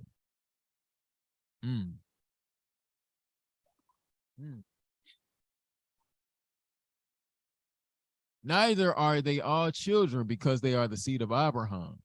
But in Isaac your seed shall be called. That is, those who are the children of the flesh, these are not the children of Elohim, but the children of the promise are reckoned as the seed. For this is the word of promise. At this time I shall come, and Sarah shall have a son. And not only so, but Rivkah having conceived by one, our father Isaac. Yet before they were born or had done any tov or ra or good or evil, in order that the purpose of Elohim according to choice might stand, not of works, but of him who calls, it was said to her, the greater serve the lesser. As it has been written, Jacob I have loved, but Esau I have hated. What then shall we say? Is there unrighteousness with Elohim? Let it not be. For he says to Moses, I shall favor whomever I favor, and I shall have compassion on whomever I have compassion. So then, it is not of him who is wishing, nor of him who is running, but of Elohim who shows favor. For the scripture says to Pharaoh, for this same purpose I have raised you up, to show my power in you, and that my name be declared in all the earth. So then, he favors whom he wishes, and he hardens whom he wishes. Then you shall say to me, why does he still find fault? For who has resisted his counsel? But who are you, O man, to talk back to Elohim? Shall that which is formed say to him who formed it, why have you made me like this? Does not the potter have authority over the clay from the same lump to make one vessel for value and another not for value? And if Elohim, desiring to show wrath and to make his power known, with much patience tolerated the vessels of wrath prepared for destruction, and that he might make known the riches of his esteem on vessels of compassion, which he had prepared beforehand for esteem, even whom he called, not only us of the Yahudim, but also of the nations? As he says in Hosea 2, I shall call them my people who were not my people, and her beloved who was not beloved. And it shall be in the place where it was said to them, you are not my people, there they shall be called the sons of the living Elohim. And Yeshayahu or Isaiah cries out on behalf of Israel, though the number of the children of Israel be as the sand of the sea, the remnant shall be saved. My father. For he is bringing a matter to an end, and is cutting it short in righteousness, because Yahuwah shall cut short a matter on the earth. And as Yeshayahu or Isaiah said before, if Yahuwah of hosts had not left us a seed, we would have become like Sodom, and we would have been made like Gomorrah. What shall we say then? The nations not following after righteousness have obtained righteousness, even the righteousness of belief or faith, but Israel following after the Torah of righteousness have not arrived at the Torah of righteousness? Why?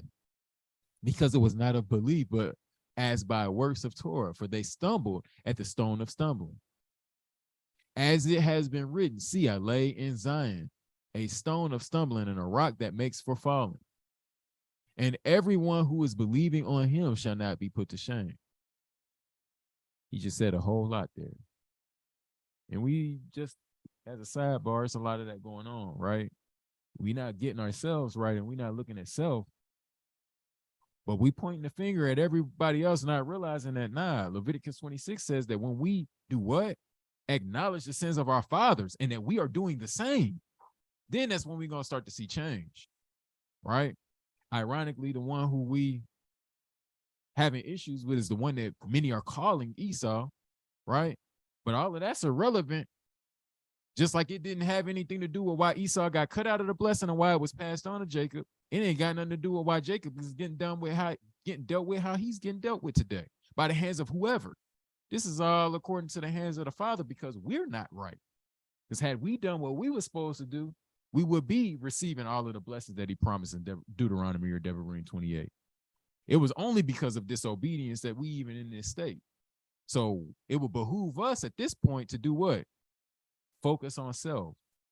How about we focus on loving one another? How about we focus on loving the Most High, giving him the best that we got, and then all of the rest, it's going to work out. Like he said, he'll cause even a man's enemies to be at peace with him. But we can't get there because we're not getting self right first, right? So, and that's on a personal level, as far as self, even as an individual, self as a nation, self as, it's a whole lot of steps that we got to deal with before we even get to that other part that's getting overlooked. And we can look at that all we want to. Yeah, it's there. I'm not denying that it's there. But until we deal with some of the weightier matters, which is self, it ain't going to matter. Nothing's ever going to change that. You kicking against the pricks with that mindset. That's my spill on that. But anyways.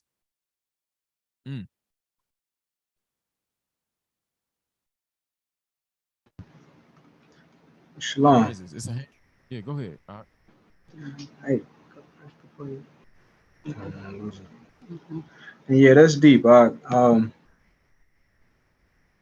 It's really, really deep, because that's like the spiritual sleight of hand where we keep taking the bait of the wicked one and exiting the stream where the promises are, finding ourselves in the rain with no shelter. When if we actually just buckle down, get self together, then we can get households together, and then them households, it will grow and grow. It'll be like that small seed that becomes that great tree where there's room for all the birds of the air to rest in. If we would just grasp on to dealing with self. But when we keep taking the distraction and looking outside of self, the problem never gets dealt with. Whereas if we would just buckle down and do the Father's will, he will protect us. Like he said, if they would have just done my will, I'd have done away with their enemies a long time ago. But now a lot of things are left there to buffet us until it clicks. For those with the potential to be molded into the likeness of the Hamashiach, sometimes we have to suffer before the lesson at hand, before the life lesson at hand comes into our sight and something finally clicks. Who's that? Nathan that had to come to Dawid and give him a parable. And he's like, you know what? Nah, dude is wrong. And he's like, nah, dude is you. Yaakov had to serve how many years until it clicked? Like, yeah, I don't really like how deceit sting. Maybe I should change something. On the other hand, sometimes because of the hardness of our hearts, we make ourselves like those whom the scripture says you have hewn out broken cisterns, as to say you couldn't receive water even if it was provided to you. You know, you're talking about the Father, maybe the Father saw something in this one, in that one, in this one. No, they didn't start off all the way right, but it was something about him that the Father saw, where he's like, nah, I'm gonna put some chips in this basket. If I could, I want to read two short scriptures. All praises. The first one is Jeremiah chapter 2, verses 12 through 13. It says, be astonished, O ye heavens, at this, and be horribly afraid. Be ye very desolate, saith the Adonai, for my people have committed two evils. They have forsaken me, the fountain of living waters, first offense, and hewed them out cisterns, broken cisterns, that can hold no water. Say a little more about that after the second scripture. The second scripture is Ecclesiasticus, or Sirach, chapter 23 and verse 11. It's not the whole verse, but there's a part in it that goes right with this. 23 and verse 11. A man that useth much swearing shall be filled with iniquity, and the plague shall never depart from his house. If he shall offend, his sin shall be upon him. And if he acknowledge not his sin, he makes a double offense. That's that second offense, not acknowledging your wrong and continuing on in your wicked way. Like, it's one thing to make a mistake, it's another thing to have a heart to repent. It's one thing to make a mistake, it's another thing to not have a heart to repent. If he acknowledge not his sin, he maketh a double offense. And if he swear in vain, he should not be innocent, but his house shall be filled full of calamities. But yeah, that hewn out broken cisterns is when you ain't got a heart to repent. Like, even if I pour into you, it's going to be for naught because you can't retain it. Mm-hmm. That's all I had to say about that. I think my Esau had something. Yeah, I wanted to just, because you brought up some really tough points, you know, we can't say anything about anybody else. I mean, we can get upset about it all we want to, but at the end of the day, it's because of what we're not doing and we're not changing, and what we did do is why we're in the position that we are in. Because when we want to take a real hard look at it, a real truthful look at it, is step back. Excuse me, and step back and weigh everything out in the balance. The Most High always levels the playing field. Like, he has always leveled the playing field when it came to his. That's why we are not diminished to this day. It's for his name's sake, but we see what he have allowed to be done for his name's sake. They've tried everything. By they, I mean the governing powers, those that be in power, whatever you want to say. It have been tried 6 ways from Sunday, you know, to to diminish the numbers of Israel in this land, at the very least, that we know of. But have they been able to completely cut us off totally? No, they have not. The Father have had his hand over us, and he have allowed what he has allowed, like we said, for what we have done and for what we have not done. But when we look at it, and we, at the end of the day, because so we can't continue to complain about XYZ. We can't continue to complain about you know, who a lot of people mistakenly call Esau. We can't continue to complain about what they're doing to us, especially when a lot of the times we ourselves, and Maisha and I were talking about this earlier, we can't complain about lack of opportunity when we do show up, when we get an opportunity, we show up for that opportunity half cocked and half baked. Mm-hmm. You know, and then we can't complain about, and I mean, we can't complain, you know, whatever, but rightfully, can we complain about this? Especially, you know, we know that they have done us wrong. We know they have gone over and above what the Most High have ordained, but he has measures in place. I look at it like this. We know good and doggone well, especially at a time right now in this day and age, as I said before, I like to bring things kind of full circle and modern and all of that. We see what they're doing down in Florida, trying to reteach and indoctrinate the children to ignore history, and trying to, and they got these little vests and shirts or whatever that they wear, talking about, and they got an alligator on the shirt talking about where woke goes to die. The significance with that being in Florida and in Texas, where you had them swamps and them bayous out there in Louisiana and all of that. They literally used to take Black children and use them as alligator bait. And that was a nickname, just like they used to call Black children tar babies, pickaninnies, all of that. They called us gator bait as well. And so now in the state of Florida, we know right here, 2023, they're trying to distort and discount and reteach our history to make it something that it was not. where they used to mess with take our babies, do what they wanted to. Well, what I mean by Most High levels the playing field, what happened to their birth rate? You know what I'm saying? So they can do things on one hand that they feel like doing, go ahead. But for his name's sake, he's only going to let them go so far, because they're not going to diminish us unless he says so. So, For his name's sake, he have allowed us to still continue on, and he have turned the hand of judgment on them. And he still continues to do that, but we don't want to look at that part. A lot of times we don't look at how has he actually leveled the playing field. Let's stop talking about, well, not necessarily stop, because we have to remember, we have to talk about these things that we do not repeat them, but let's stop dwelling so pitifully on what was done to us and this, that, and the third. No, let's learn from it. Absolutely. And let's teach our children, hey, this is the potential. This is what has happened. So this is the potential of what has, you know, what can happen again. But also the Most High said, no good thing will he withhold from us. When we're obedient to him, eyes have not seen, nor ears have, nor have ear heard what he has in store for those who love him and who are obedient unto him.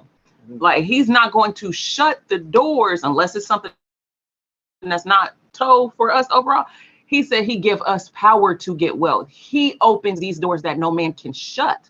He, like you pointed out earlier, he'll make even your enemy to be at rest with you. That's him leveling the playing field. They couldn't do nothing to us if they wanted to, if we was in right standing with the Father. so it almost sounds like you saying, even if we get done wrong, we don't have an excuse to operate out of deceit. We don't have an excuse to operate out of deceit. Unless deceit's gonna be our Father and come save us when our calamities come. Listen. Listen. So yeah, like, I just wanted to add that on to what you just laying back off of what you were saying. Yeah. All praises. Yeah, I said vengeance is mine. And I'm about to land back up Sister Rivka one more time. I was in, and as she was speaking, it just puts me in mind that the same thing, not that the same things that we are enduring here, Israel endured in Egypt. Their children were fed to the gate, they were fed to the crocodiles. The males were fed to the crocodiles because they're trying to diminish the numbers of. They were trying to stop Israel from populating so fast and so much because they were afraid that Israel was going to become so powerful that it would just take over. And that's the same thing that's going on right here. As Sister Rivka pointed out, the same things that our ancestors suffered in Israel, we're suffering now. And for anyone to sit up and say, no, that ain't y'all ain't Israel, they have no idea. Because the one thing about the Most High, everything comes back around. It comes back. It continuously comes back. It's a pattern. It always falls in patterns. And the things that we're facing today is the same things that Israel was facing then. They're trying to diminish us to trying to stop something from happening. Something that they can't stop, because guess what? Because even if you took the Most High took Israel down to almost nothing, and Israel still came back strong. Why? Because that's what he put into us. And the destruction that awaited Egypt now awaits Egypt once again. Generations, right? Toldot. In the generation, right? Like, when we start paying attention and looking at these cycles, we see how, oh no, these things, nothing new is there is nothing new under the sun. Maybe somebody didn't write it down and they forgot. Somebody ain't tell you, but there ain't nothing new under the sun. These cycles keep on repeating until something changes in these cycles. But if nothing is going to change in these cycles, guess what's going to keep happening? Same cycle going to keep repeating. Like, the only thing that can break this cycle is when we do what he says for us to do. If my people who are called by my name humble themselves, repent, then that's when it didn't say nothing about bang on Esau or the nations or anybody else. It didn't say nothing about that. That's not what our ticket is to being healed. Otherwise, we're going to keep on walking around with a whole head that's sick. Hey, come on. All praises. The ticket for us is only been one answer. Deuteronomy 30, right? It's only been one way. So until we do that, that's when we'll get right. All praises. Why Jacob, right? Because some of us be under the impression that Jacob was chosen because Jacob was better than Esau, or because Jacob, we just got it like that. It's just something that's just better in us. That's that, like, we don't have wickedness in us. Like, it almost be portrayed that way. And it's like, if that's the case, we wouldn't be here. Y'all make the most high sound unjust. Matter of fact, it's something worse in us because, like Paul said, I grieve every day for my people. Man, we got all these things, and yet we still ain't performing. We got the oracles, we got the law, we got the praise, we got everything, and we still underperforming. At least when the nations do wickedness, they can say, well, we didn't receive the law. We never received, our fathers didn't receive such a law. At least they can say that. We know we can say, nah, we was there. Our father was there in the midst of the cloud, in the fire. They was there. They heard these oracles given directly out of the mouth of the Most High, and beg, please don't say no more. We that scared. Whatever you say to Moses, that we will do. That was our fathers that was there. So when we look at the state that we in, who is it on? Is it because any of our enemies? Or was it because the enemy that was within us, the enemy of self? All praises. So Deuteronomy chapter 8, verse 11, he says, be on guard lest you forget Yahuwah your Elohim by not guarding his commands and his right rulings and his laws, which I command you today, lest you eat and shall be satisfied, and build lovely houses and shall dwell in them, and your herds and your flocks increase, and your silver and your gold are increased, and all that you have is increased. That your heart then becomes lifted up, and you forget Yahuwah your Elohim, who brought you out of the land of Mizraim or Egypt, from the house of bondage, who led you through that great and awesome wilderness, fiery serpents and scorpions and thirst, where there was no water, who brought water for you out of the flinty rock, who fed you in the wilderness with manna, which your fathers did not know, in order to humble you and to try you. Try your enemies? Now, to see what was in your heart, right? In order to try you, to do you Tob or good in the end. You then shall say in your heart, this is the problem, my power and the strength of my hand have made for me this wealth.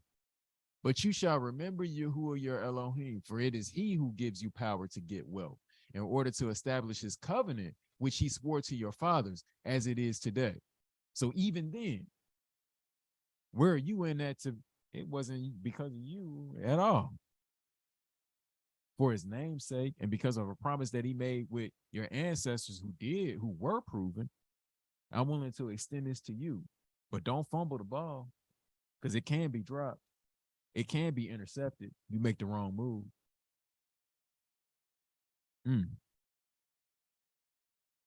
And it shall be, if you by any means forget Yahuwah your Elohim, and follow other mighty ones and serve them and bow yourselves to them, I have warned you this day that you shall certainly perish. So we was warned before we even went into the land. Like the nations which Yahuwah is destroying before you, so you are to perish, because you did not obey the voice of Yahuwah your Elohim. So when we cry out that it's Babylon about to fall, and it's just that they fall, just like it was just when all of those wicked nations, the Amorites and everybody else that was in the land that we kicked out, it was fair then. It was just then. Father was just and righteous then. Why ain't he just and righteous when he dealing with us? We know that he is. So that tells us that what? It's something that we got to get together and we got to get right if we want to see this situation change. Right? Deuteronomy chapter 7, verse 1. When Yahuwah your Elohim brings you into the land which you go in to possess, he shall also clear away many nations before you, the Hittites, the Girgashites, the Amorites, the Canaanites, the Perizzites, Hivites, Jebusites, 7 nations greater and mightier than you. And when Yahuwah your Elohim gives them over to you, you shall strike them and put them under the ban completely. Make no covenant with them and show them no favor. What do we do? And do not intermarry with them. What do we do? You do not give your daughter to a son, and do not take his daughter for your son, for he turns your sons away from following me to serve other mighty ones. Then the displeasure. What are we dealing with? His displeasure of Yahuwah shall burn against you and promptly destroy you. I'll put a yoke of iron upon your neck until you be what? Okay. But this is what you do to them. Break down their slaughter places and smash their pillars and cut down their asherim and burn their carved images with fire. For you are a set apart people to Yahuwah your Elohim. Yahuwah your Elohim has chosen you to be a people for himself, a treasured possession above all the peoples on the face of the earth. Yahuwah did not set his love on you, nor choose you because you were more numerous than any other people, for you were the least of all peoples. But because of Yahuwah loving you, and because of him guarding the oath which he swore to your fathers, we're reading about one of them now, two of them now, actually. And I already read about the other one. Yahuwah has brought you out with a strong hand and ransomed you from the house of bondage, from the hand of Pharaoh, the king of Egypt, or Mizraim. And you shall know that Yahuwah your Elohim, he is Elohim, the trustworthy El, guarding covenant and loving commitment for 1,000 generations with those who love him and those who guard his commands, but repaying those who hate him to their face to destroy them. He does not delay to do so with him who hates him. He repays him to his face. What that tell you about what we did to him then? Must mean that we hated him. Deuteronomy chapter 9. We only got a few more slides left. We riding out now. Hear, O Israel, you are passing over the Jordan today to go in to dispossess nations greater and stronger than yourself, cities great and walled up to the heavens, a people great and tall, the descendants of the Anakim, whom you know and of whom you heard it said, who does stand before the descendants of Anak.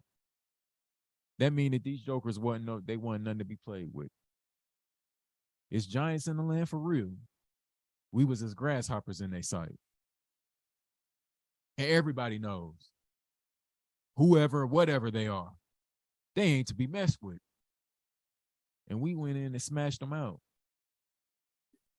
like it was nothing with the Most High.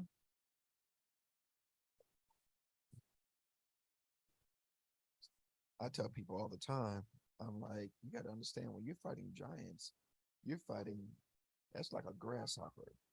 You ever see that movie Ants? How it's just a grasshopper. But to them, he was a giant. But once they learned that their numbers, but they lacked in strength, they made it number. They were able to overcome that fear and destroy everything and repel that whole, that whole ordeal. And I tell people all the time, yeah, you have giants, but you gotta understand that you're gonna cross giants in your life. But you are great in number.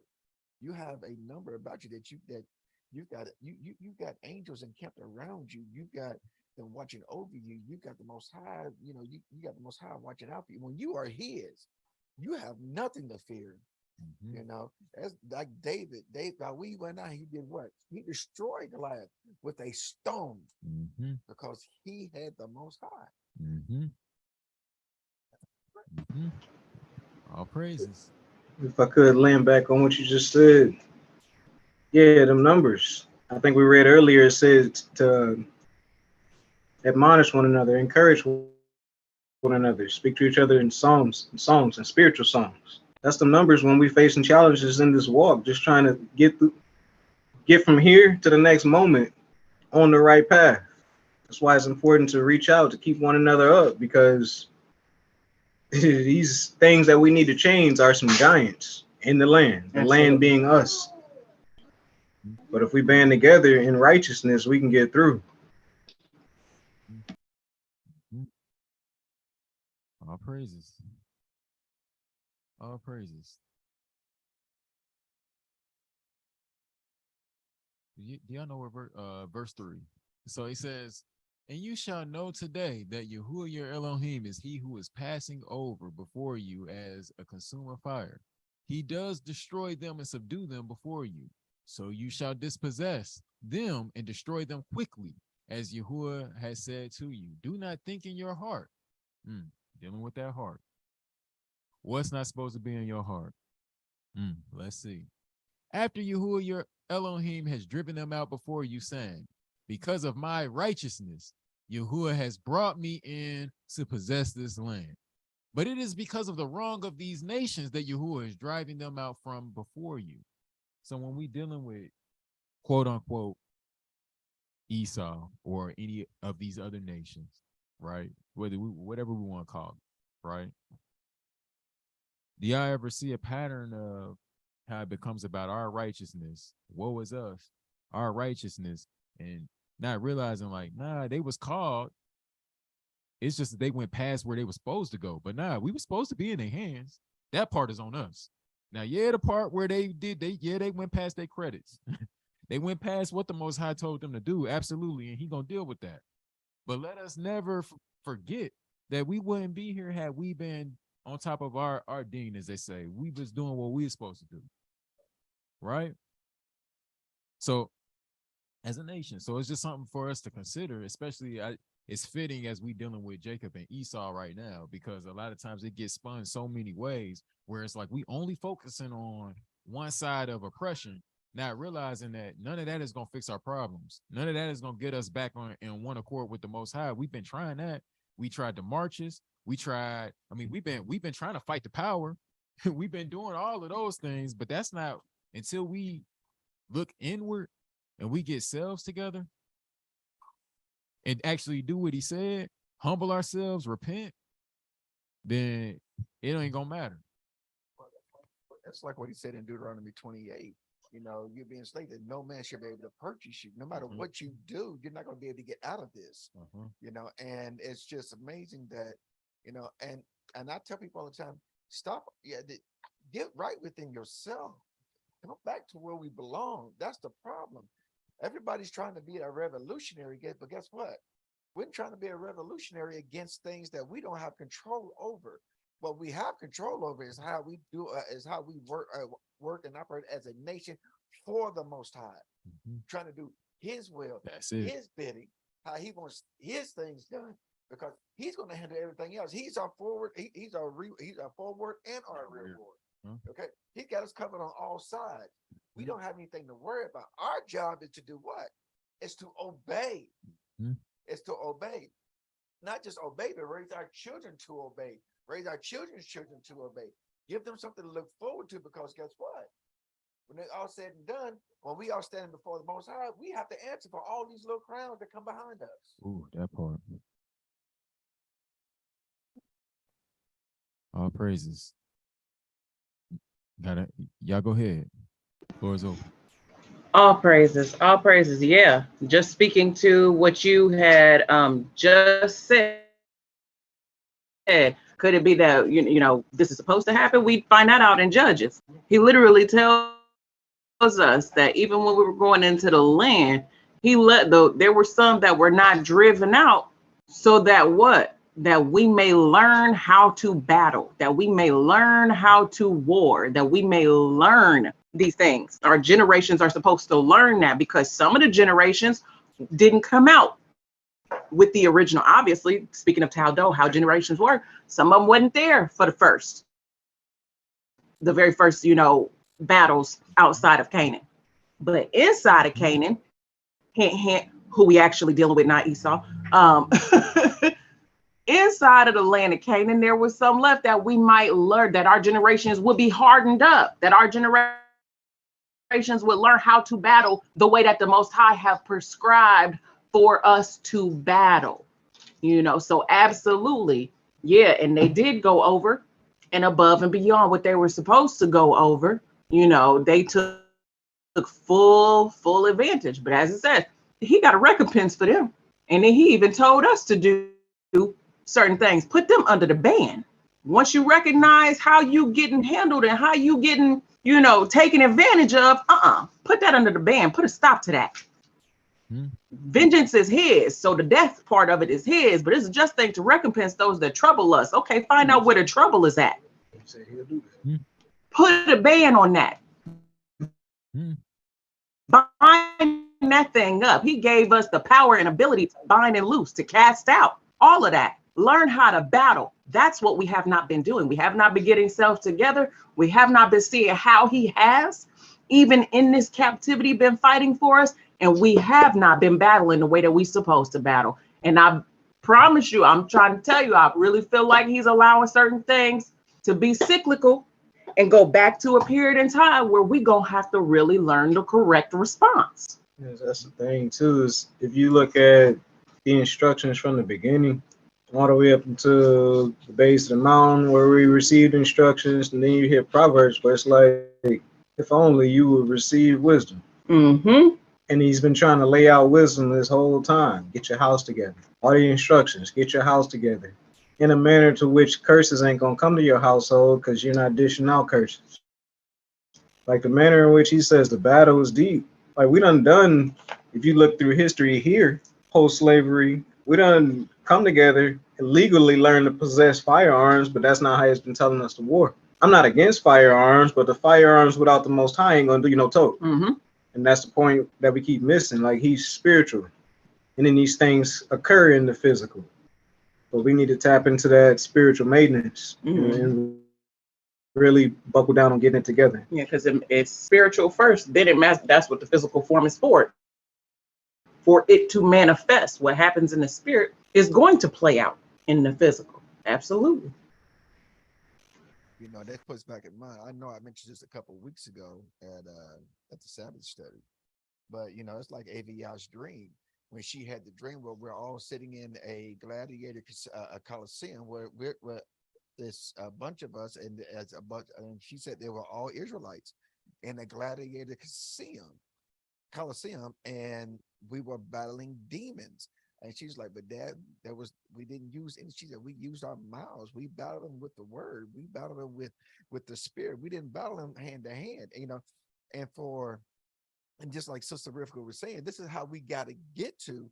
We got to get to the point where we can actually battle without having to use our hands, but they're able to walk and to be able to walk and think and speak those things as if they are through the Most High to combat these things of evil that are coming upon us. You know, we can't. Our job is not to belittle anyone. Our job is not to create issues, but our job is to work. Our job is to work on that kingdom that's coming, making a place for us, making a place for his people to find refuge in him. Because guess what? If we are here if we are here causing all kinds of issues and strife and struggle, we're not bringing anybody to him. We're running everybody away, and that's not the position we're supposed to be in. We're supposed to have this battle, a spiritual battle, not a physical battle. And these people, a lot of these people out here, they're physically battling even each other, which is ridiculous to me. You know, it don't make sense. You know, when you tell something, you know, it doesn't make sense for this physical thing to continue when Yahuwah is spiritual.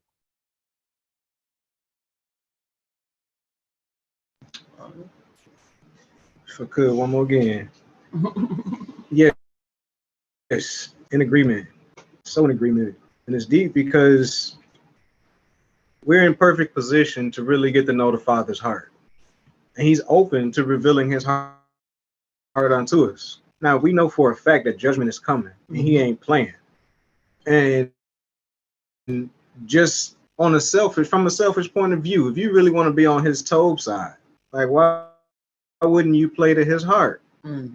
He's going to judge the world with equity. With equity. Those given the law, you held to the law. Those of them weren't given the law, they're law unto themselves.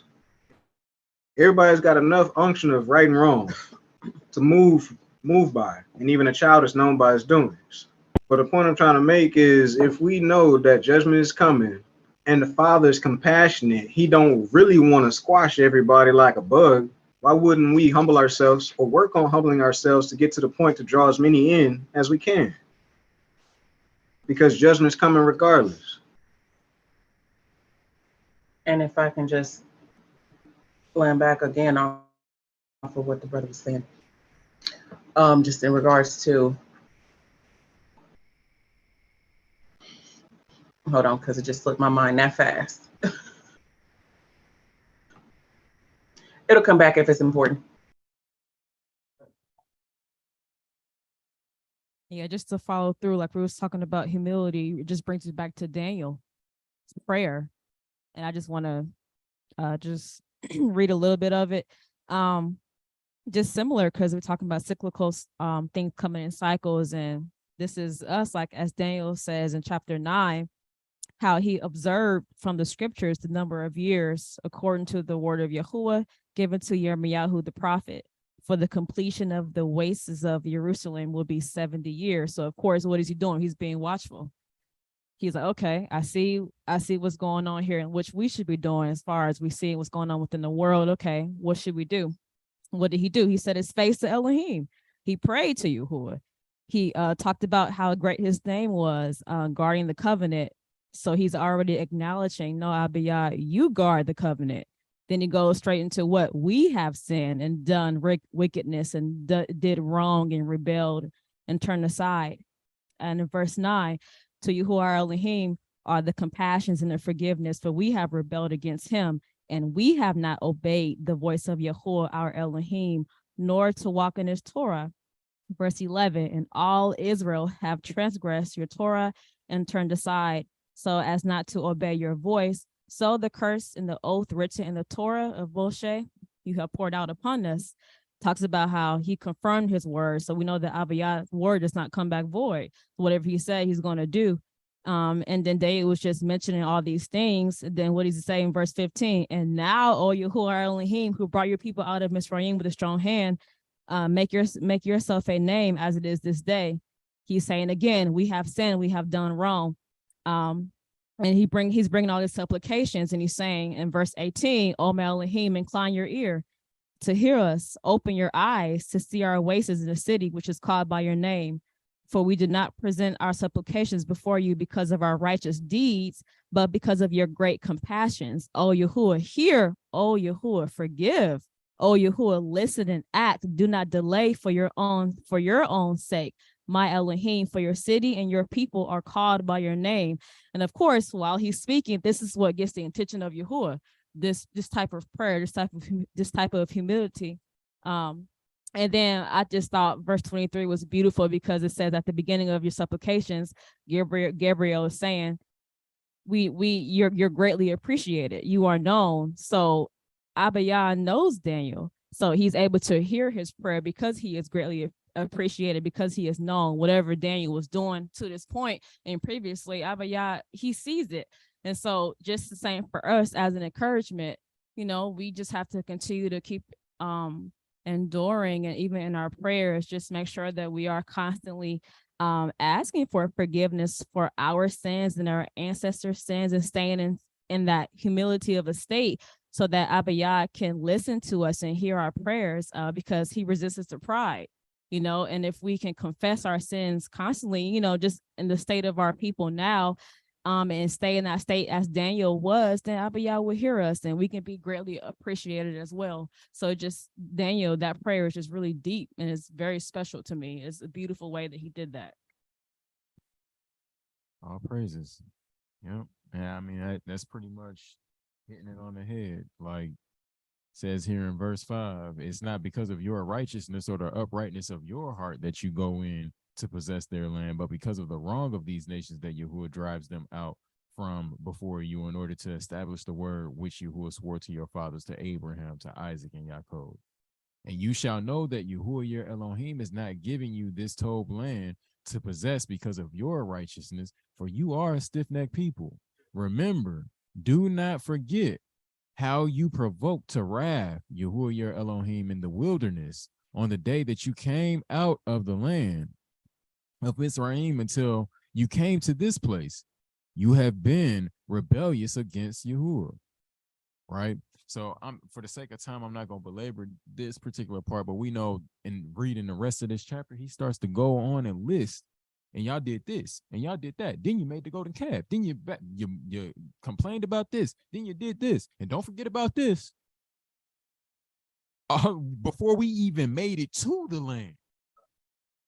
So this has been our pattern.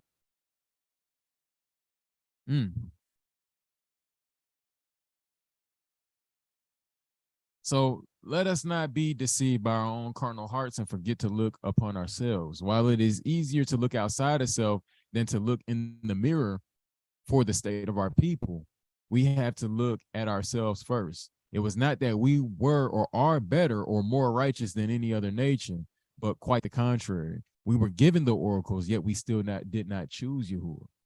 Ezekiel 16, starting at verse 1, he says, again, the word came to me, the word of Yahuwah came to me, saying, Son of man, make known to Yerushalayim her abominations. This is specifically talking about Southern Kingdom, Yehuda. Where the place where I put my name. This is in Jerusalem. And say, thus said the master Yahuwah to Jerusalem, your origin and your birth are from the land of Canaan. Your father was an Amorite and your mother a Hittite. Jumping down to verse 43. What is he going to say to these people? Because you did not remember the days of your youth, but troubled me with all this, so see, I shall also bring your way on your own head. So it's not, nothing that's being done to us is not being done to us because of the nations, but because of what? We getting recompense and stuff getting put back on our own head. Declares the master Yahuwah. And shall I not do this for all your abominations? How many of our people still engage in abominations? Whole Black Lives Matter movement undercut by abomination. I'm just saying. You know, and that's only one of them, right? Proverbs 6 goes into a whole bunch of other abominations. There's not even that, right? How about a lying tongue? Hands that's quick to shed innocent blood. We got all of it. We got all of these. We got a lot of abominations. Woo! We got a lot of abominations still have to be dealt with on a daily basis with our people. And yet we wondering and we crying out, wondering why we not being heard. So that means that it's work for us to do. The harvest is plentiful, but the laborers are few. Our eyes been opened up. What's our job and what's our role in bringing forth and waking up as many as will receive it? Just as it was in those days, right? Repent, for the kingdom of Elohim is near. Repent, a voice that was standing, right? Make straight the paths of Yahuwah. That's what our role is now. And it ain't going to come through standing on the street and dealing with randoms that they ain't looking for it. How about we get self right first, right? Then after we get self right, get house right.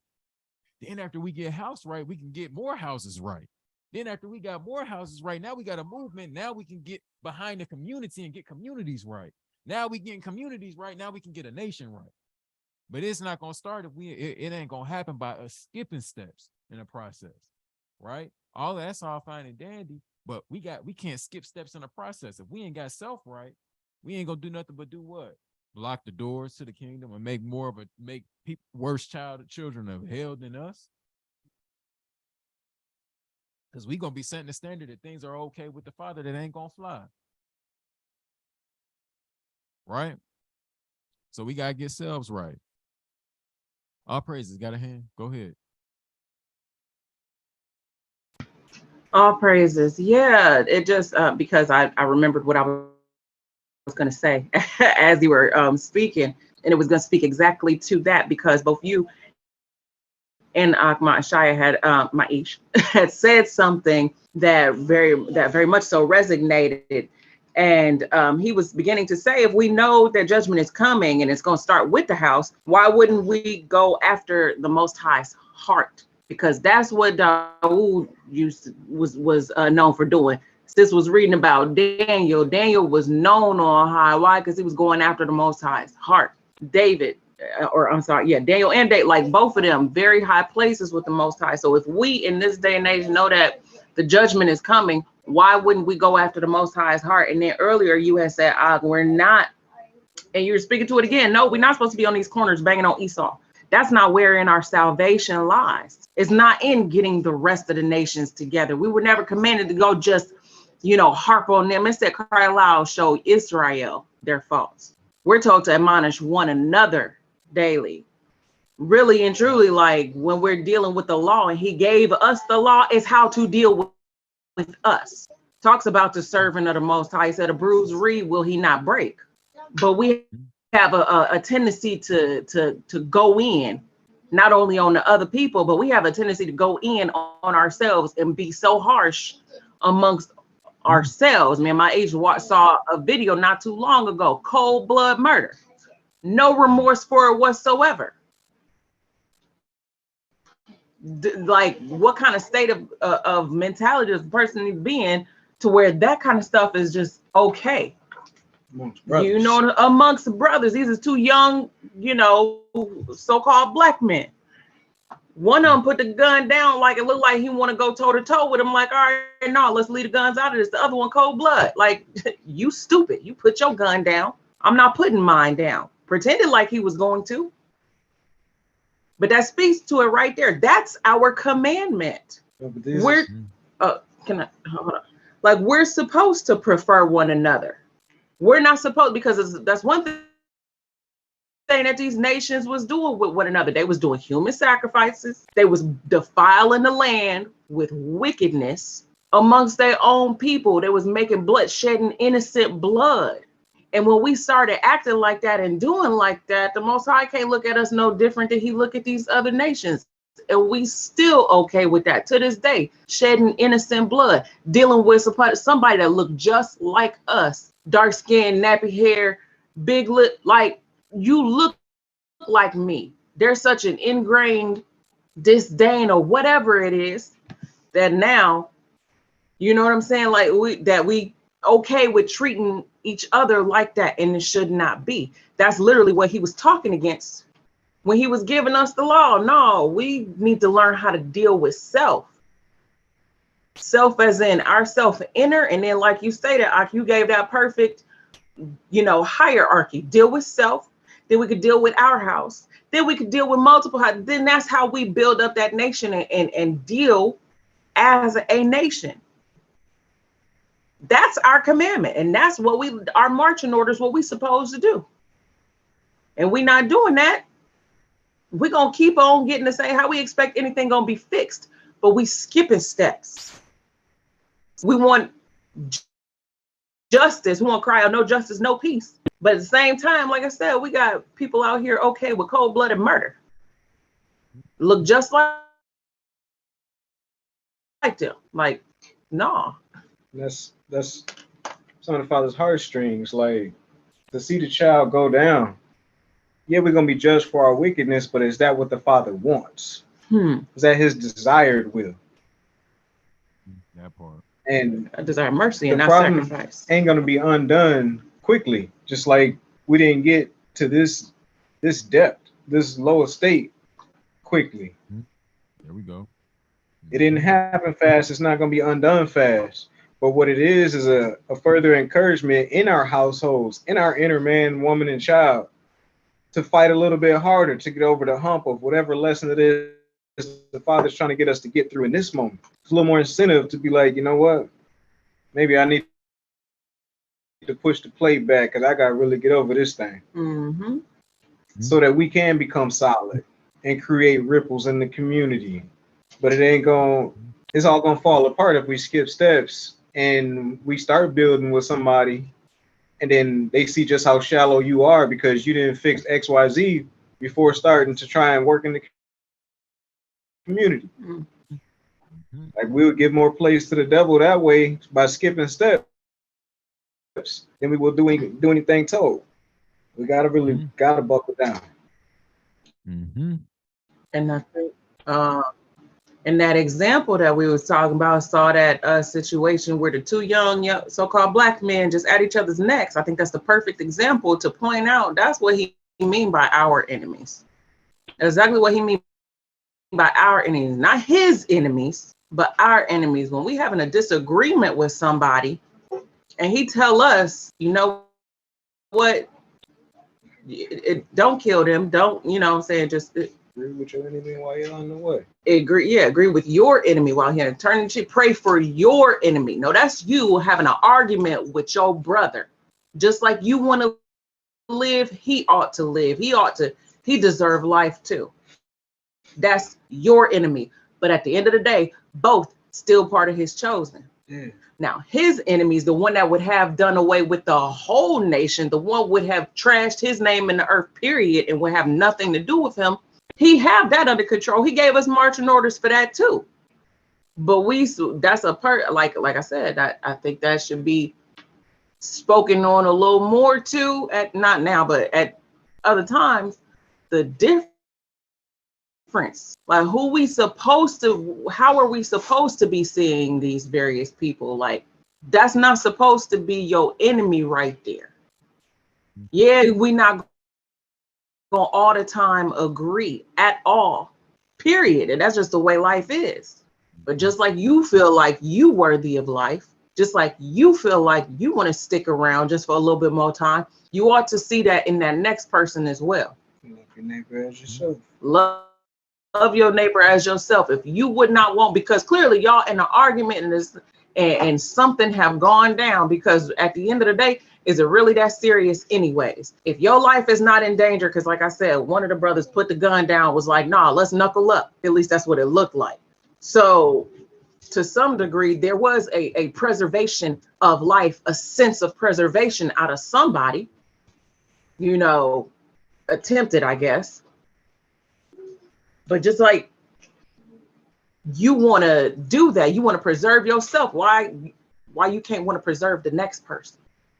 When we're still okay with operating out of that, Most High can't do nothing for us. He can't do nothing for us except for kill us off and treat us as his enemies. Treat us as the nations that he said don't be like.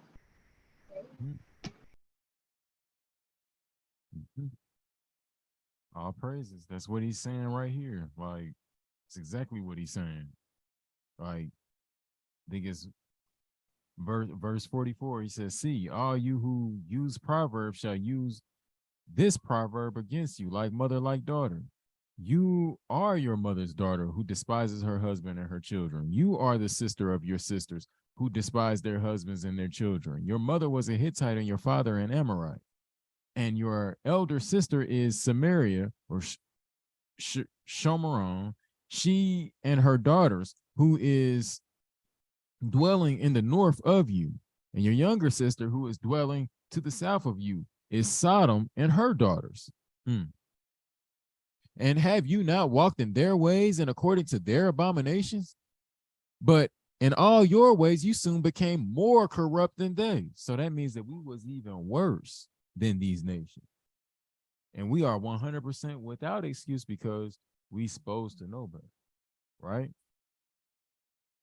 He says, as I live, declares Master Yahuwah, neither your sister Sodom nor her daughters have done as you and your daughters have done. So when we're talking about the nation and how wicked they are, Most High flat out telling us they didn't do nowhere near as bad as y'all.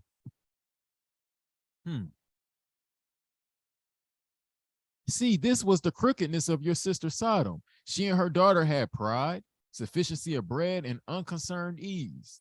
She did not help the poor and needy. And they were haughty and did abomination before me, and I took them away when I saw it. And Samaria did not commit half of your sins, speaking of the northern kingdom. But you have increased your abominations more than they. And by all the abominations which you have done, you made your sister seem righteous.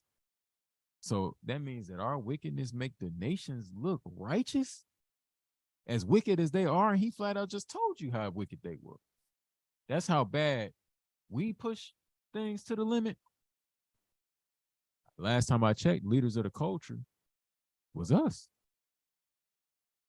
Last time I checked, our music, our style, our lingo. And we ain't even gonna get on the content of what we putting in the music. Last time I checked, we the leaders of the culture.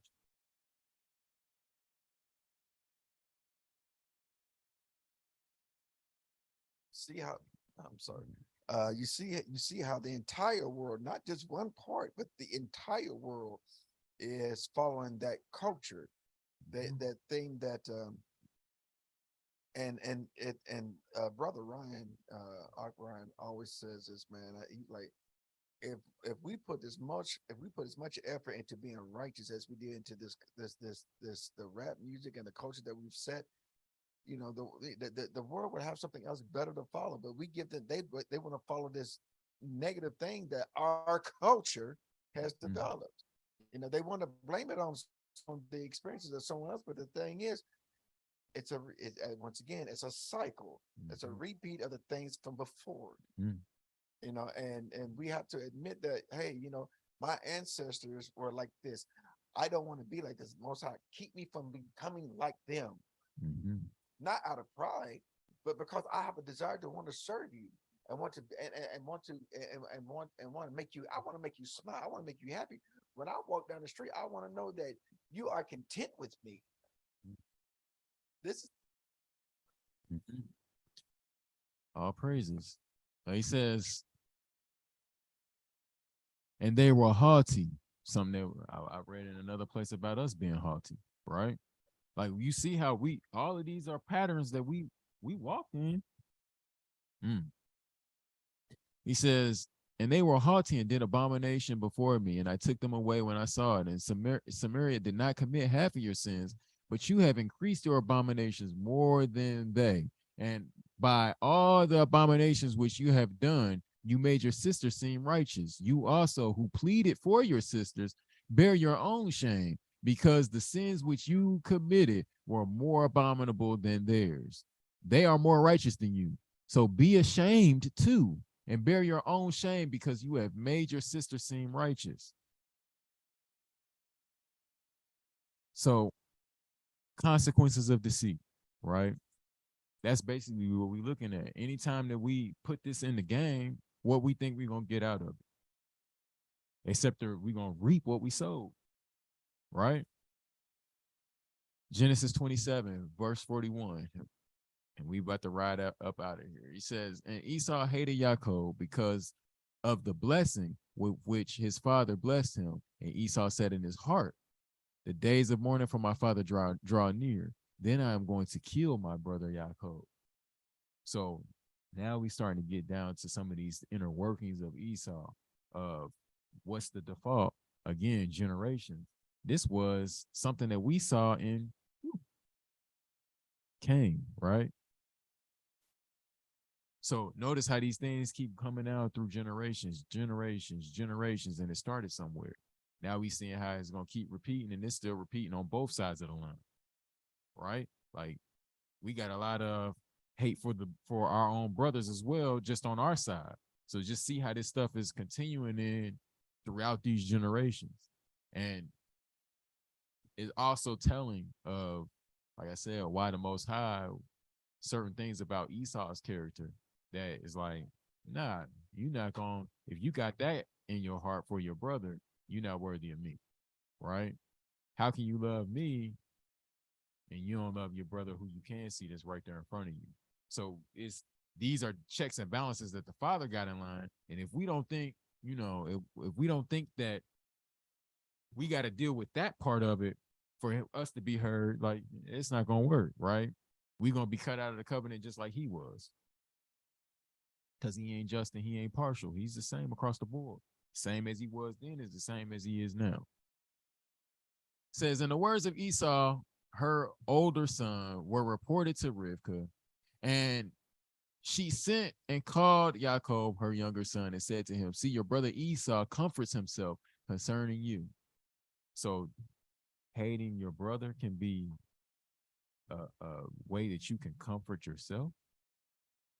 There's something to think about. Banging on one another can be a way for me to please self and comfort self. I'm just saying I see patterns.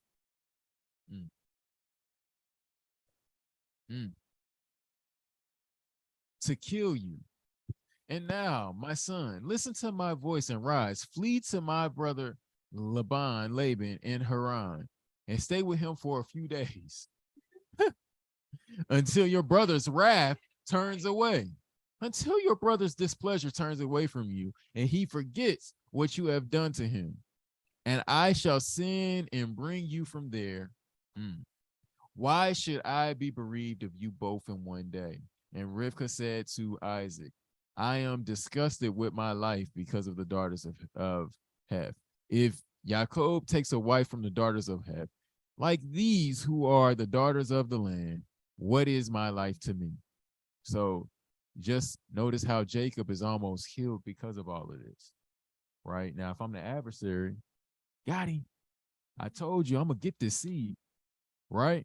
So you might think I'm gonna trick you into, because it's always at the end of the day, if you want to get audience with the Father, you're gonna have to come correct. That's just bottom line. Bottom line. So if I'm the adversary, being as crafty as he is, do we see how even though she was right with the choice, going about it the wrong way, almost caused the covenant to be ended? If it don't be for the Father's compassion and mercy and allowing him to be able to get away, then what? So this is how the adversary work and how he play within us, how we work against ourselves. This is how it can work within a household to say, oh no, everything you set yourself up for the win, you really can set yourself up for the loss by not carrying yourself in righteousness across the board through and through. Next, what Yahusha did so beautiful, with the without food for days, for nights, and then the temptation coming from the adversary out, even within what a beautiful example he is. He did not, cave in.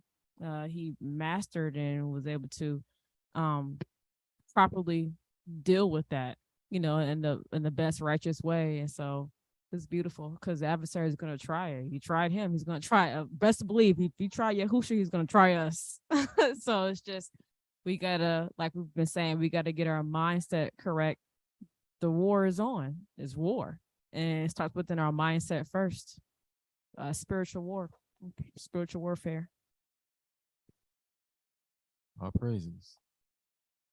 So last slide, and then we done with this particular Parsha, and then in the next Parsha we're gonna be able to see kind of what what's gonna be the consequences of all of this, right? And what's the remedy for all of this? Like we're seeing what went wrong this week, but next week we're gonna start getting into what's the remedy, what's the fix for all of this, and we're gonna go through a process of Yaakov having to eat his own crow, right? Well, you put this in, and guess what? It's time for you to reap it. The Father gonna make sure that it's gonna come back. But then we're gonna see, so what's gonna be the difference? Because the same thing that's happening to him that he's doing to Esau, that caused Esau to hate him and want to kill him, we're gonna see the same thing is gonna happen to him. But we also gonna see a difference in his character and how in his outlook about it. He didn't have a desire to kill his uncle the same way that, so we'll get into some of that. We're gonna see the remedy of how, okay, so this is a situation.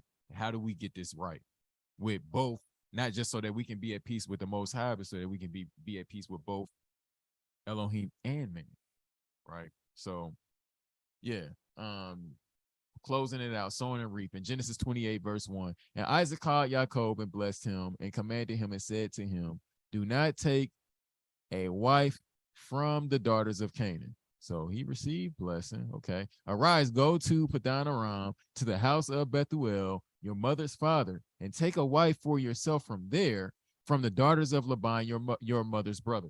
So does it sound like, just something to think about, does it sound like his father is sending him away empty-handed? Okay. All right. All right. And he's telling him, go get a wife. And he knows what Abraham's servant, what Eliezer did in order for him to receive his bride. He knows this process. It ain't like he don't know it. So he's sending him on the same. He gave him a blessing. And all right. So then why is, okay. I'm just throwing it out there. You can maybe look into it on your own time. All praises. says, and El Shaddai bless you and make you fruitful and increase you, and you shall become an assembly of peoples, and give you the blessing of Abraham to you and your seed with you, so that you inherit the land of your sojournings, which Elohim gave to Abraham. So Isaac sent Jacob away, and he went to Padan Aram, to Laban, son of Bethuel, the Aramean, the brother of Rivkah, the mother of Jacob and Esau. And Esau saw that Isaac had blessed Jacob and sent him away to Padan Aram to take himself a wife from there. And that as he blessed him, he gave him a command saying, do not take a wife from the daughters of Canaan. And as Jacob had obeyed his father and his mother and had gone to Padan Aram, so Esau saw that the daughters of Canaan did not please his father Isaac. And Esau went to Ishmael, his uncle, and took Mahalath, the daughter of Ishmael, Abraham's son, the sister of Nebaioth, to be his wife besides the wives he had. All right, so yeah, very, very interesting. But yeah, I've had y'all long enough. So that's it. That's the lesson for today. All praises. Definitely thank y'all for joining, sitting through it. Hopefully it was edifying and everybody received something out of it. And even more so, not just for the purpose of gaining some head knowledge in scriptures, but for the purpose of being able to apply some of it in our own lives. Like, just as it's coming out, like Most High is working on me, you know what I mean? So it's like, it's all sorts of things for us to be sharpening the edges of the swords on and really getting this thing right, so that, we can be pleasing before him, because that's really what it's about. So yeah, all praises.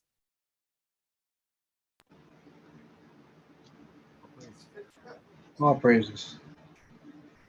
Definitely in agreement. Lessons jam packed with things to meditate on. All praises to the King. Told me out. Told me out.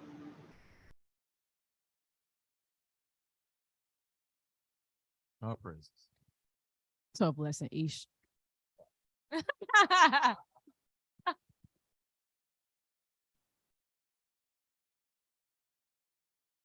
All praises. All praises. Well, if that is the lesson, then like you said, may it be a baruching to those who hear it. May the Most High multiply us exponentially. May it be a baruching unto us. May he continue with us all for his name's sake. May he hear us in our times of distress and deal according to his great mercy and as his will allows. All praises unto the Most High Yahuwah Sabaoth. And with that being said, we're going to go ahead and say shalom.